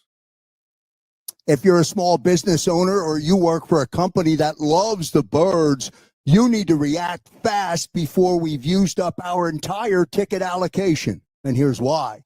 In celebration of JAKIB Media's new partnership with Savvy Seats, JAKIB Media will give you a pair of VIP tickets for any game on the 2025 schedule, home or away. And we'll give your company or your boss a 20-week media sponsorship package across the #1 digital network for Eagles coverage, JAKIB Sports. And that includes all of our game day coverage. Cost for your business or company? About $50 a week. Let's recap everything. 20-week sponsorship package on JAKIB Sports, including commercial spots, live reads, and liners. Inclusion in all of our game day coverage, including the soon-to-be-announced Green Zone, and a pair of tickets to the home opener or any game on the 2025 regular season schedule. Remember, that's home or away. If you're in Kansas City and you want to go to the game against the Chiefs, no problem. If you live in Florida and you want to go to the game in Tampa Bay at the end of September, no problem. Text Krause at 267-261-3428. That's 267-261-3428. And remember, do it quickly before this incredible gift is gone. JAKIB Sports and Savvy Seats put you right in the action with VIP seating as we are proud to announce our partnership for the 2025 season with Savvy Seats. Text Krause right now at 267-261-3428. That's 267-261-3428. And pick your game today. If you own a company and you're not producing a podcast, you're missing out. The EAGLES, Eagles. Hit the like button. Appreciate y'all coming aboard. Who's Deron Bland? Who's Deron Bland? Like, who is this guy? Oh, you mean the overrated player that had 6 returns for touchdowns, and you're counting that as a stat based off that thing, which he'll never do in his entire career ever again. When you see something like a player with turnovers with that kind of deal, where he has like touchdowns off of turnovers, he'll never do that in his entire life ever again. It's not a stat you can prepare for. If getting turnovers, how many times do you see a guy lead the league in turnovers and he never does it again? You can't legislate for turnovers every year. All you can do is play within a system and in a scheme. How good is he as a lockdown corner? Is he a good press corner? Is he good in zone? Turnovers in a vape. There's a little overratedness to his game. You can't legislate on turnovers and tell me a football player is great. Well, this guy had 6 TD returns. So fucking what? That means you really did something that no other NFL guy's ever done. And the chances of somebody with the name of Deron Bland doing that again is 0. You're making it sound like this guy's fucking great. He's not. I've seen him turned around like a spin dial out there. It's so not true. He's not that good. He's another overrated Cowboy. Says you act like he is a nobody. But you have Eagle fans who have Keely Ringo. Here's the difference, though, that I'll say about Eagle fans. They're starting to come to grips that he sucks. And on top of that, they've wasted too much time with him. Hey, Xander, I think we've missed some super chats too, brother. Still off topic, but a friendly reminder for this week. God made Notre Dame number 1. Miami made them number 2. Amen. Touchdown Jesus will be taking another freaking knee this weekend. I can promise you that. Absolutely. Okay? I mean, dude, let's be candid here. Look at there. The Cowboys had 2 different corners who led the team with picks. First, Trayvon Diggs and Deron Bland, and both suck. Bro, those are not good corners. Those are overrated corners. They're fair. They're decent. They're not great. And for the record, if you have no pass rush and you can't stop the run, you'll never know how good they are. If you're getting murdered and a team is plastering you for 160 yards rushing every Sunday, there's no chance you'll ever find out if they're good or bad. Why? Because I'm going to run you over. You may be right, Texas freak boy. But at the end of the day, you'll never know that until you do the most important thing. That's stop the run. There's starters on the team, y'all acting like came up. Bro, are you trying to put your roster next to the Philadelphia Eagles? Their scrubs are better than your starters. Their offensive line, second team, could play in Dallas. There's not one dude on offense that could start in Philly. Not one. Not one dude. By the way, Mozzie would have a tough time beating up Byron Young and Gabe Hall for a rotation job.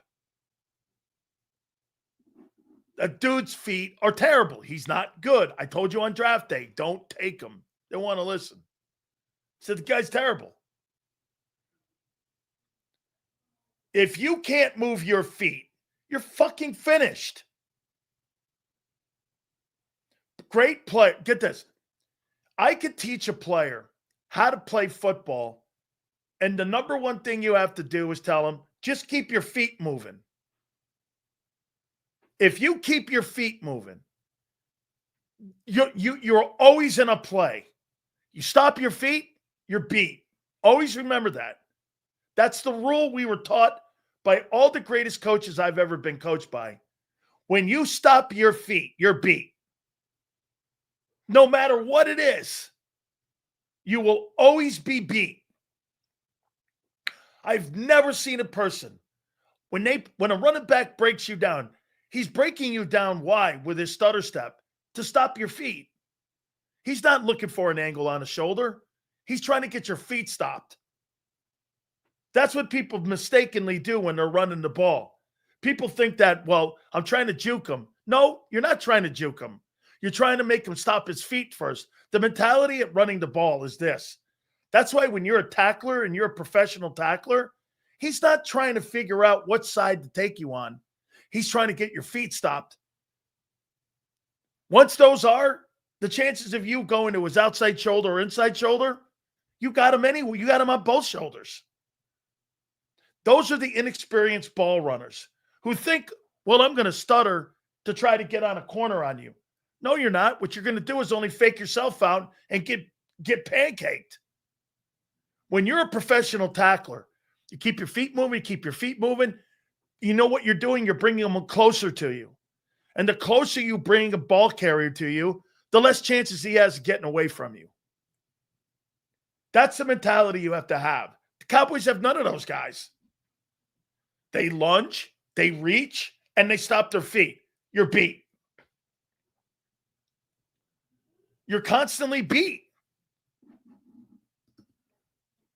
Now that Zach Martin's gone, Carter's going to wreak havoc. Carter's going to spin those guys and power rush and bull rush those guys like they've never been. They are so bad up the middle. And what's the fastest way to get to a quarterback? Internal pressure in a straight line. That's why when you have an interior defensive tackle and you have strength up the middle, I don't care what the sport is. When you're strong up the middle, like, I watch a ton of rugby.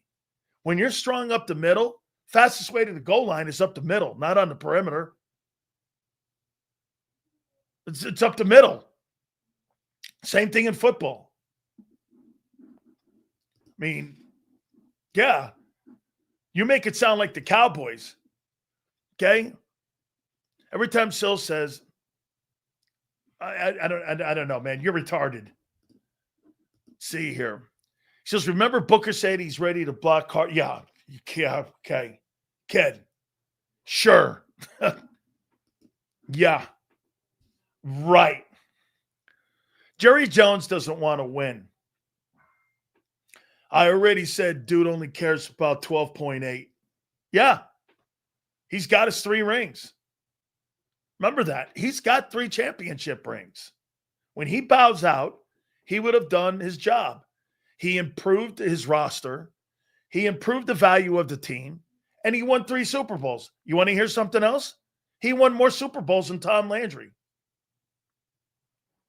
Jerry Jones won more Super Bowls than Tom Landry. Somehow, they can get to the quarterback. Even when Mozzie last year, Hurts sacked 5 times, 1 red zone. I don't remember those Cowboy games being close. Were they? What are you talking about? Hurts takes awful sacks. His pocket presence still sucks.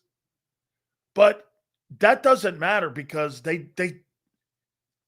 he look, it's his only flaw in his game is that he's terrible in the pocket still. He's got horrific pocket presence. But he'll get better. He's still getting better. He just takes a shitload of sacks. Why? Because he doesn't see pressure. Jason Kelce knew it from day one. He still has problems seeing where pressure is coming from. He doesn't know. That's why the 50 sacks. He took 50 sacks counting the playoffs last year. That's a shitload.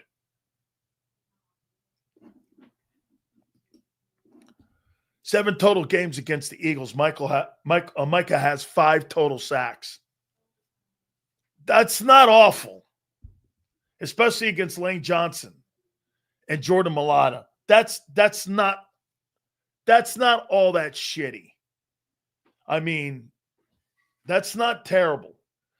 And they've won some games, but some of those numbers a little bit like I think Dak's going to put up a lot of numbers. I do. I think he's going to put up well over 350 yards in that against that secondary. Now, and you're going to have to get to him. And I think it's going to be a lot of quick stuff because I do believe, look, you know how do you nullify Jalen Carter? Don't let him get a pass rush going. 1, 2, 3 throw, 5-step drops, 5-step drops, 5-step drops, get in rhythm. They play off the ball anyway. They're a 2-deep zone defense. You're going to have open space. Dak's going to have to be smart and have to be accurate. They have no running game. So that's why there's going to be a shitload of pass. I wouldn't be shocked if there's near 50 passes in this game by the Cowboys. For them to stay in it, they got to throw the ball over 50 times. Because they're not going to be able to do what in this game against Dallas? They are not going to be able to control the clock because they have no running game. You know, the running game may have to come from Dak himself. Okay?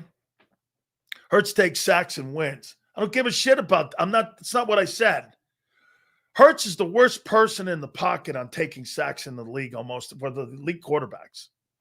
Of all the elite top guys, he's the worst at it. But again, as you said, he wins and he's terrible in the pocket. It's why they don't throw the ball a ton because he takes too many sacks. He threw the ball 361 times a year ago, and they still had 45 sacks in 15 games. I don't know. That's not very good in the pocket. And that's why they stopped throwing the ball.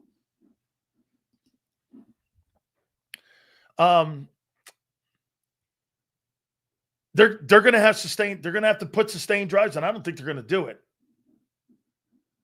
I just don't. It's Jalen's gift and curse. Okay, I wish he could. I wish he would play on Time Warner. Yeah, listen, he's learning. Dude, he's learning, and he's getting better, and he's winning. I mean, it's the perfect thing. Hey, and when I say these things, I'm not telling you that the kid's not getting better. He is getting better. He's totally getting better. T-Bone, thank you, bro. Appreciate it, man. Why are the Cowboy fans so pathetic? Well, because they hang on their history. Okay? They hang out in Philly country with JAKIB Sports to hear truth, logic, and reason. Then complain, toss insults. Hey, don't worry about the insults. When people throw insults like that at you, you've won the argument. T-Bone, when you're in an argument and you know you got the facts on your side and you're throwing something at someone and they come back with an insult, you've won the argument because the guy's got low-hanging fruit and he's usually a low-browed guy with no IQ whatsoever, and he sits in his mom's underwear and he sits in her basement at night typing on the keyboard and on the man board. Social media is like the outhouse wall of fucking truck stops. So again, that shit don't bother me anymore. It used to bug me. Believe me, back in the day, there's two things, okay? Ready? Guillotines and like birth control were made for certain people. Okay. They were made for certain people. And those are the dudes that hang out. Sileo, boy, you're this, you're that. I got a guy I got a keyboard warrior. There was a chick when I was in college. Her name was Wendy. I can't remember her last name. She used to stalk me, and she used to be on my porch when I was at Miami till 3 o'clock in the morning. And I used to tell her, no, it's not going to, no, please. You're causing, this chick would stalk me. Okay? I got stalkers like that on my social media. Sileo's this, he's a racist, that, he's that. And you know what? I'm like, man, there's got to be like a limit on having your man card taken away from you when the whole thing you do is get up in the morning and the first thing you do is you roll out of bed next to your buddy and then you go to your keyboard and you're like, hey, let me try to get under Sil's skin. Holy cow. Dude, go to Sphincter Vision or something. That might help you. Wait a minute. Does that mean I won every argument with you, Sills, according to your logic? Hey, Prince, I'm not sharing it. Every single time you post something, they're legendary else. They don't matter. Just pointing out how pathetic they. Hey, listen, well, wait a minute. The Cowboy fans want to feel like winners. So where do you go? You don't go to the Jets blogs. You don't go to the Jet. If you want to feel like a winner, you don't go hang out with Jet fans. Right? Hey, let me feel like a winner. Where am I going? To the Jets. Well, let me put this out there to you one more time the last time. When the most famous people in New York Jets history is Joe Namath and Fireman Ed, the guy who hits his head with a hammer, you really aren't going anywhere. You know the guy that sits in the stands and hits his head with a hammer? That's Fireman Ed. And then you got Joe Namath. Do you remember him? Yeah, he was back in the day, stockings, 1969, nothing. Probably you don't remember. Namath, he was a guy. Do you guys remember that name? If I asked 10 people in here who Joe Namath was, 9 would say, who's that?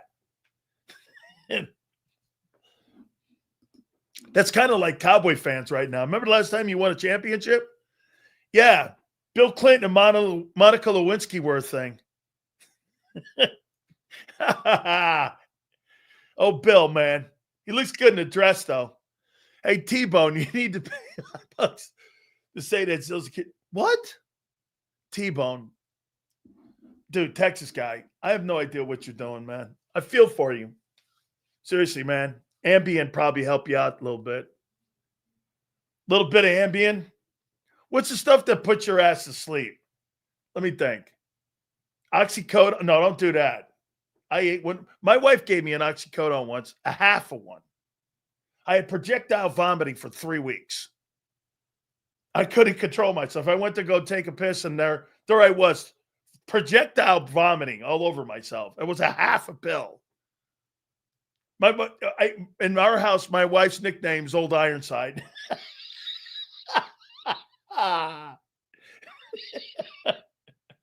Oh, Madon. Yeah, I'm not very good at taking those things. So I'm not. I don't go down that route. Xanax, I don't take things like that. No, not me, man. I just drink Coronas. Yeah. I drink my weight. Thank you. Seals, Eagle fans acting like they don't be in Cowboy chats. They be in Mark Holmes's all the time. Well, they're making fun of you. This is what they're doing. They're making fun of you. I got to go to this guy here, man, because he's tremendous. Hey, Texas boy, don't you Ambien. You need sign. Hey, dude. Hey, T, he'll need it on the 4th. Okay? He'll need it on the 4th. Yeah, and this guy drinks a 6-pack of Dumbass. It's a great beer. I hear they make it in Upper Marlboro there in Maryland. Is that right, Prince? It's a 6-pack of Dumbass. It's a twist-off. I had a headache real bad at work. Guy gave me a perk. Oh, my God, like a Percocet. I puked for hours. Hey, dude, I used to take those things like candy. It was stupid. All right? No, your GM was hitting. Hey, real zeal. Your GM was hitting the head with a Bud Light bottle. Now I know why he made shitty moves the entire offseason. Yeah. He made shitty moves the entire offseason. All right? Right? Matthew, bro, you're a good man. No worries, Texas boy. February 2026, I'll send you a box of pants for your tears. The Eagles went back-to-back. Oh, my God. If the Philadelphia Eagles went back-to-back, Cowboy fan will never be able to hear the end of it. Holy shit. And if they win 7 games like I'm projecting, oh, by the way, yes, I got you with 7 wins. All right? You'll be in 7 wins. With what he did his first year in Washington. I heard something today. Washington's got the oldest roster in football at 28.5 years of age. Does he follow up? I think he does. But get this. If you tell Philly fan, you think Quinyon Mitchell and Zach Bond and Jalen Carter and all these guys ascend and have better years, even though they have lesser players around them, they'll say yes. But when you talk about Jaden Daniels having a better year or learning to be a better quarterback, they say no, he'll have a step back. I know. He'll take a step back, but none of your guys will. It's classic. I think he's got, and by the way, they've got all the same coaches coming back on one of the greatest years of all time for a rookie quarterback. I think the guy's going to have another great year. I do. I think he ends up pushing that football team. And like I said, I think they're good, man. Now, I would say this. Bad if you're a Commander or Redskin fan. Well, wait, Yale. Here's the storyline in the NFC East. Your young players, are they good enough? And can the old players in Washington stand enough? That's the storyline. Okay? That's storyline. All right. So who wins the MVP award this year? Who wins the MVP? And for the record, I disagree with Xander. As long as Saquon Barkley's on that team, he'll never win. Because both will take away from one another. He'll never win that. And plus, the offense in Baltimore goes through Lamar, not through Derek. In Philly, the offense goes through the running game, not through the quarterback. The quarterback's part of the running game for sure, but that goes through Barkley. Who wins the MVP award?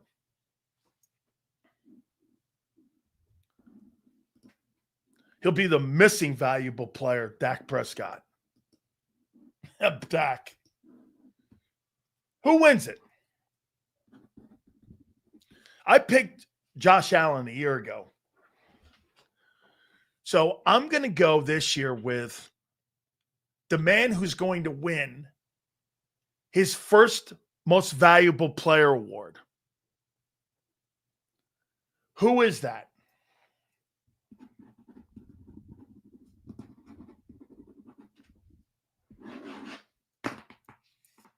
He will win his first most valuable player award. Who will that? And I'll give you my top three.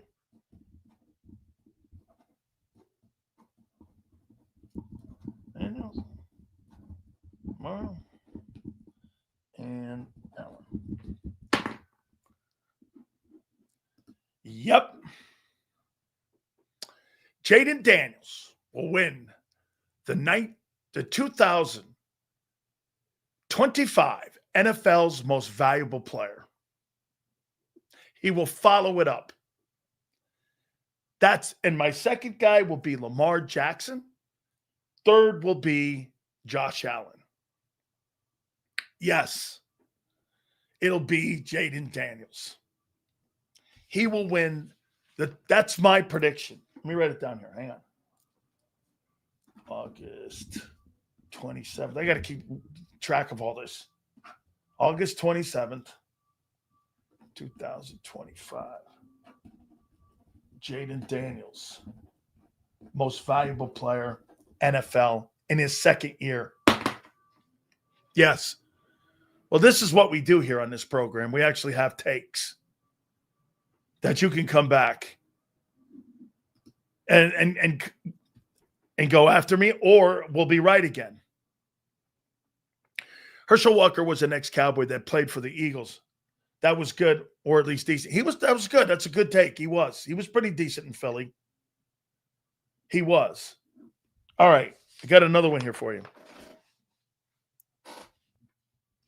Do the Bengals make the playoffs?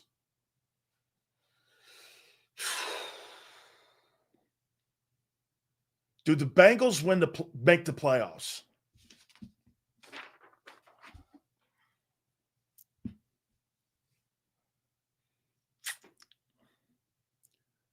In the AFC,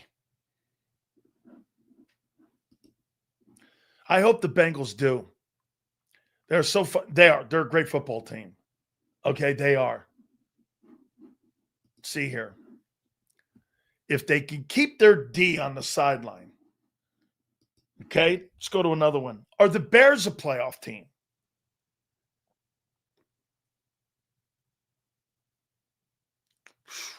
Bears or 49ers for that 7 hole. I think Bears or 49ers. On paper, yeah, on paper, right? Nope. I think they got a lot of football players. Why I don't hope for anything. I'm asking a question. Or wait. Well, I hope they do, because I'd like to see the city of Chicago. That's a great fan base. I'd like to see that fan base get a football team that's worthy of following. I think the NFC North, I think a lot of teams in that division are going to take a step back. You guys are just looking at the 49ers the wrong way. The 49ers are not going to play anybody. It's the worst schedule in the league. They have the worst schedule in the league. They don't have to be challenged, except for their divisional games with the Rams and Seattle. They don't have to be challenged. You're not looking at it right. Well, they're not as good as the Eagles or the Rams or the Detroit Lions. Of course they're not. Nobody's saying that. But when you play shitbag teams, you're Boise State.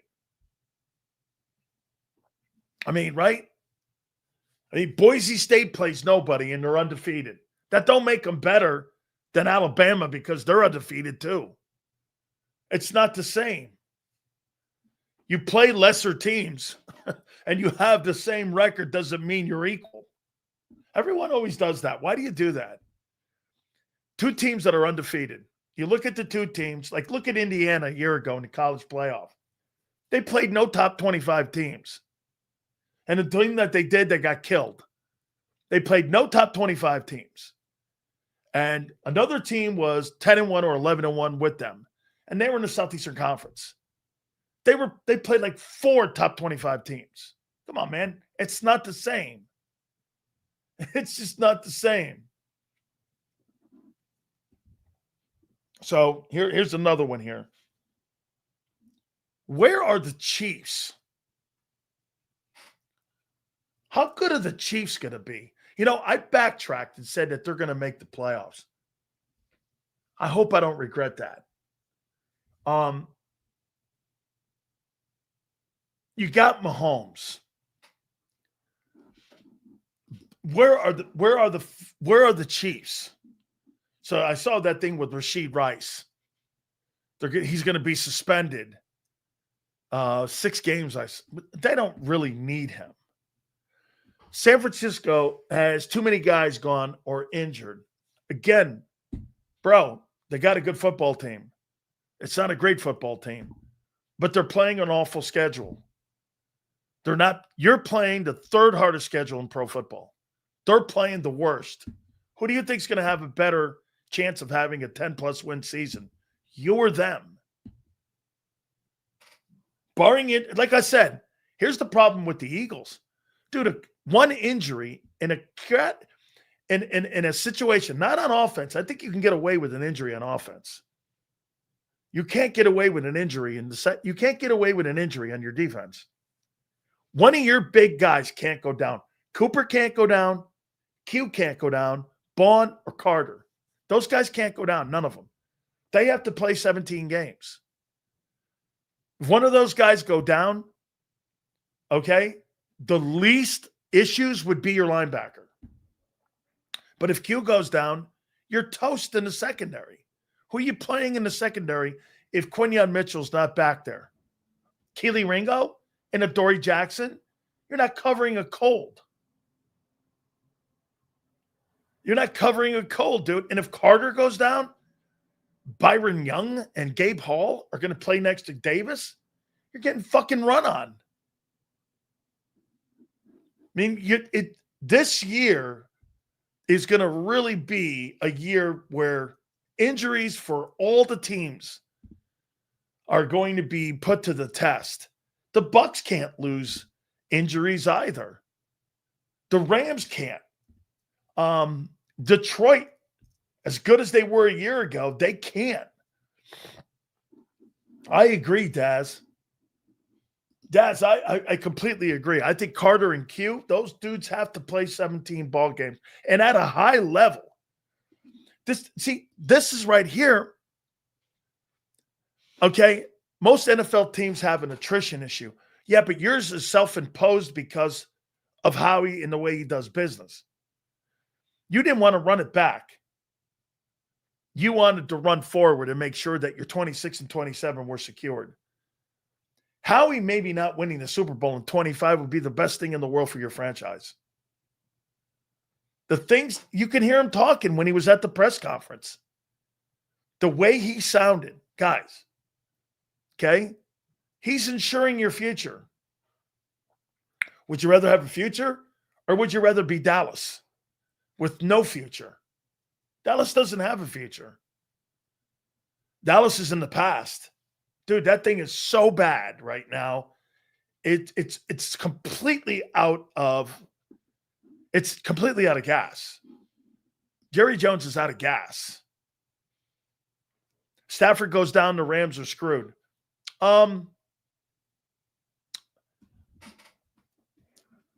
Probably. Sean McVay's a great coach and a great play caller. I don't know. They might make a move for a quarterback. for a backup guy who could be functional, putting him in there. I don't know. I think, what do they have back there? Garoppolo?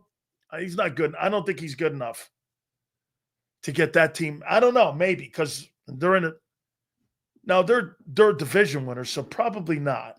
I don't think Garoppolo – Jimmy's got to a Super Bowl before.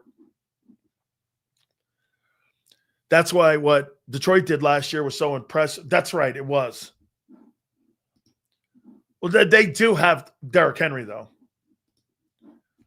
Okay, I mean, the guy did go for $2,000. Just $2,000 counting the playoffs. I think he was Schefter reporting we're getting Burks. You're bringing Oren Burks back? That can't be true. Oh, my God. Wait a minute. That can't be – no way. No way. That can't be true. Oh, fuck. Oh, my God. That can't be true. No way. No way. I do love the player. That can't be true. Hey, Daz. Hey, dude, that can't be true. No way. I've got to see that because that's an out-and-out bolt. That's just absolutely. Hey, that's just absolute. There's no way that's true. The purgatory cow pies. Dak will always have them hanging around. Yeah, dude, absolutely. All right. Hey, fake Schefter. No, I don't believe it until I hear the Eagles say it. Of course he's lying. He's not bringing Oren Burks back. Dude, of all positions, they're deep as shit at linebacker. Yeah, bring CJ back. Now I'm in. Okay? It's not true. Dude, I'm with you, man. They're not bringing back Oren Burks. It's a good goof, though. Aren't they getting these guys back at half price? No. How is it half price, real, when you gave 2 draft choices up for a guy who walked out your building for nothing? You didn't trade him. You didn't trade him to the Jags. You've got to give up 2 draft choices to get him back. Okay, and $1.3 million.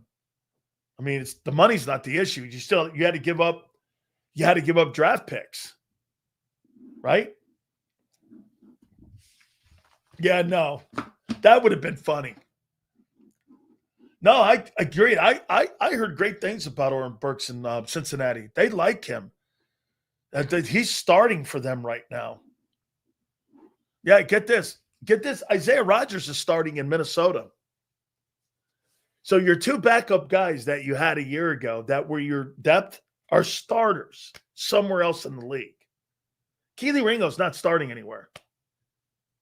I mean, they put him on the open market. Okay? He's not starting anywhere. Right? All right, guys, do me a favor. Our great friends at Morgan & Morgan, the #1 injury law firm in all of the world. That's right. We say that with great respect. All the world. With over 1,000 attorneys from coast to coast. And I tell you the story all the time about John. John Morgan started Morgan & Morgan because his brother was paralyzed permanently by a company. And it was a crusade that he went on to make sure that families were not taken advantage of like his family was. That's the essence of Morgan & Morgan. His wife, Ultima, and him have started this company 25 years ago based on that case alone. It was a personal thing to John, and he'll make it personal for you. Dude, they don't get paid unless you win. Simple as that. Get this. What do you have to lose? Log on. forthepeople.com/big sales or pound law 529. That's forthepeople.com/big sales or pound law 529 to do me a favor. You tell them Big Sales sent you. This is Eric. When he got injured in a car accident, he called Morgan & Morgan. He not only gets a lawyer, he gets trial lawyers like Sam and Jessica who are in it to win it. He gets his own investigators with briefcases, leather ones. And if you ever have questions, our customer service folks keep things rolling. Injured? We're your army. Morgan & Morgan, America's largest injury law firm.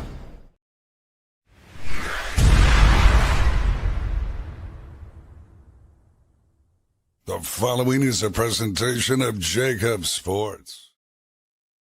If you're a small business owner or you work for a company that loves the birds, you need to react fast before we've used up our entire ticket allocation. And here's why.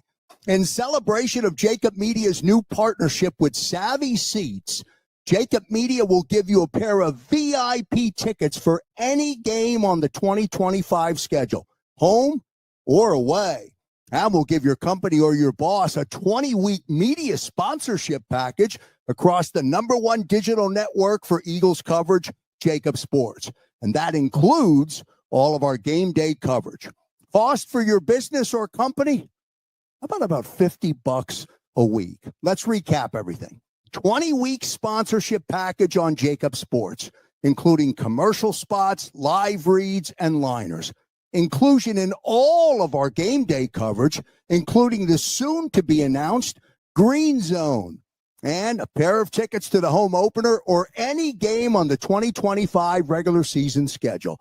Remember, that's home or away. If you're in Kansas City and you want to go to the game against the Chiefs, no problem. If you live in Florida and you want to go to the game in Tampa Bay at the end of September, no problem. Text Krause at 267-261-3428. That's 267-261-3428. And remember, do it quickly before this incredible gift is gone. JAKIB Sports and Savvy Seats put you right in the action with VIP seating as we are proud to announce our partnership for the 2025 season with Savvy Seats. Text Krause right now at 267-261-3428. That's 267-261-3428. And pick your game today. If you own a company and you're not producing a podcast, you're missing out. The public consumes messaging when they're ready. Join the professional podcast network of companies and let JAKIB Media Partners put you in the podcast arena. Come to our professional studio or we'll come to your place of business and professionally produce your company podcast. Call JAKIB Media right now at 267-261-3428. 267-261-3428. EAGLES, Eagles.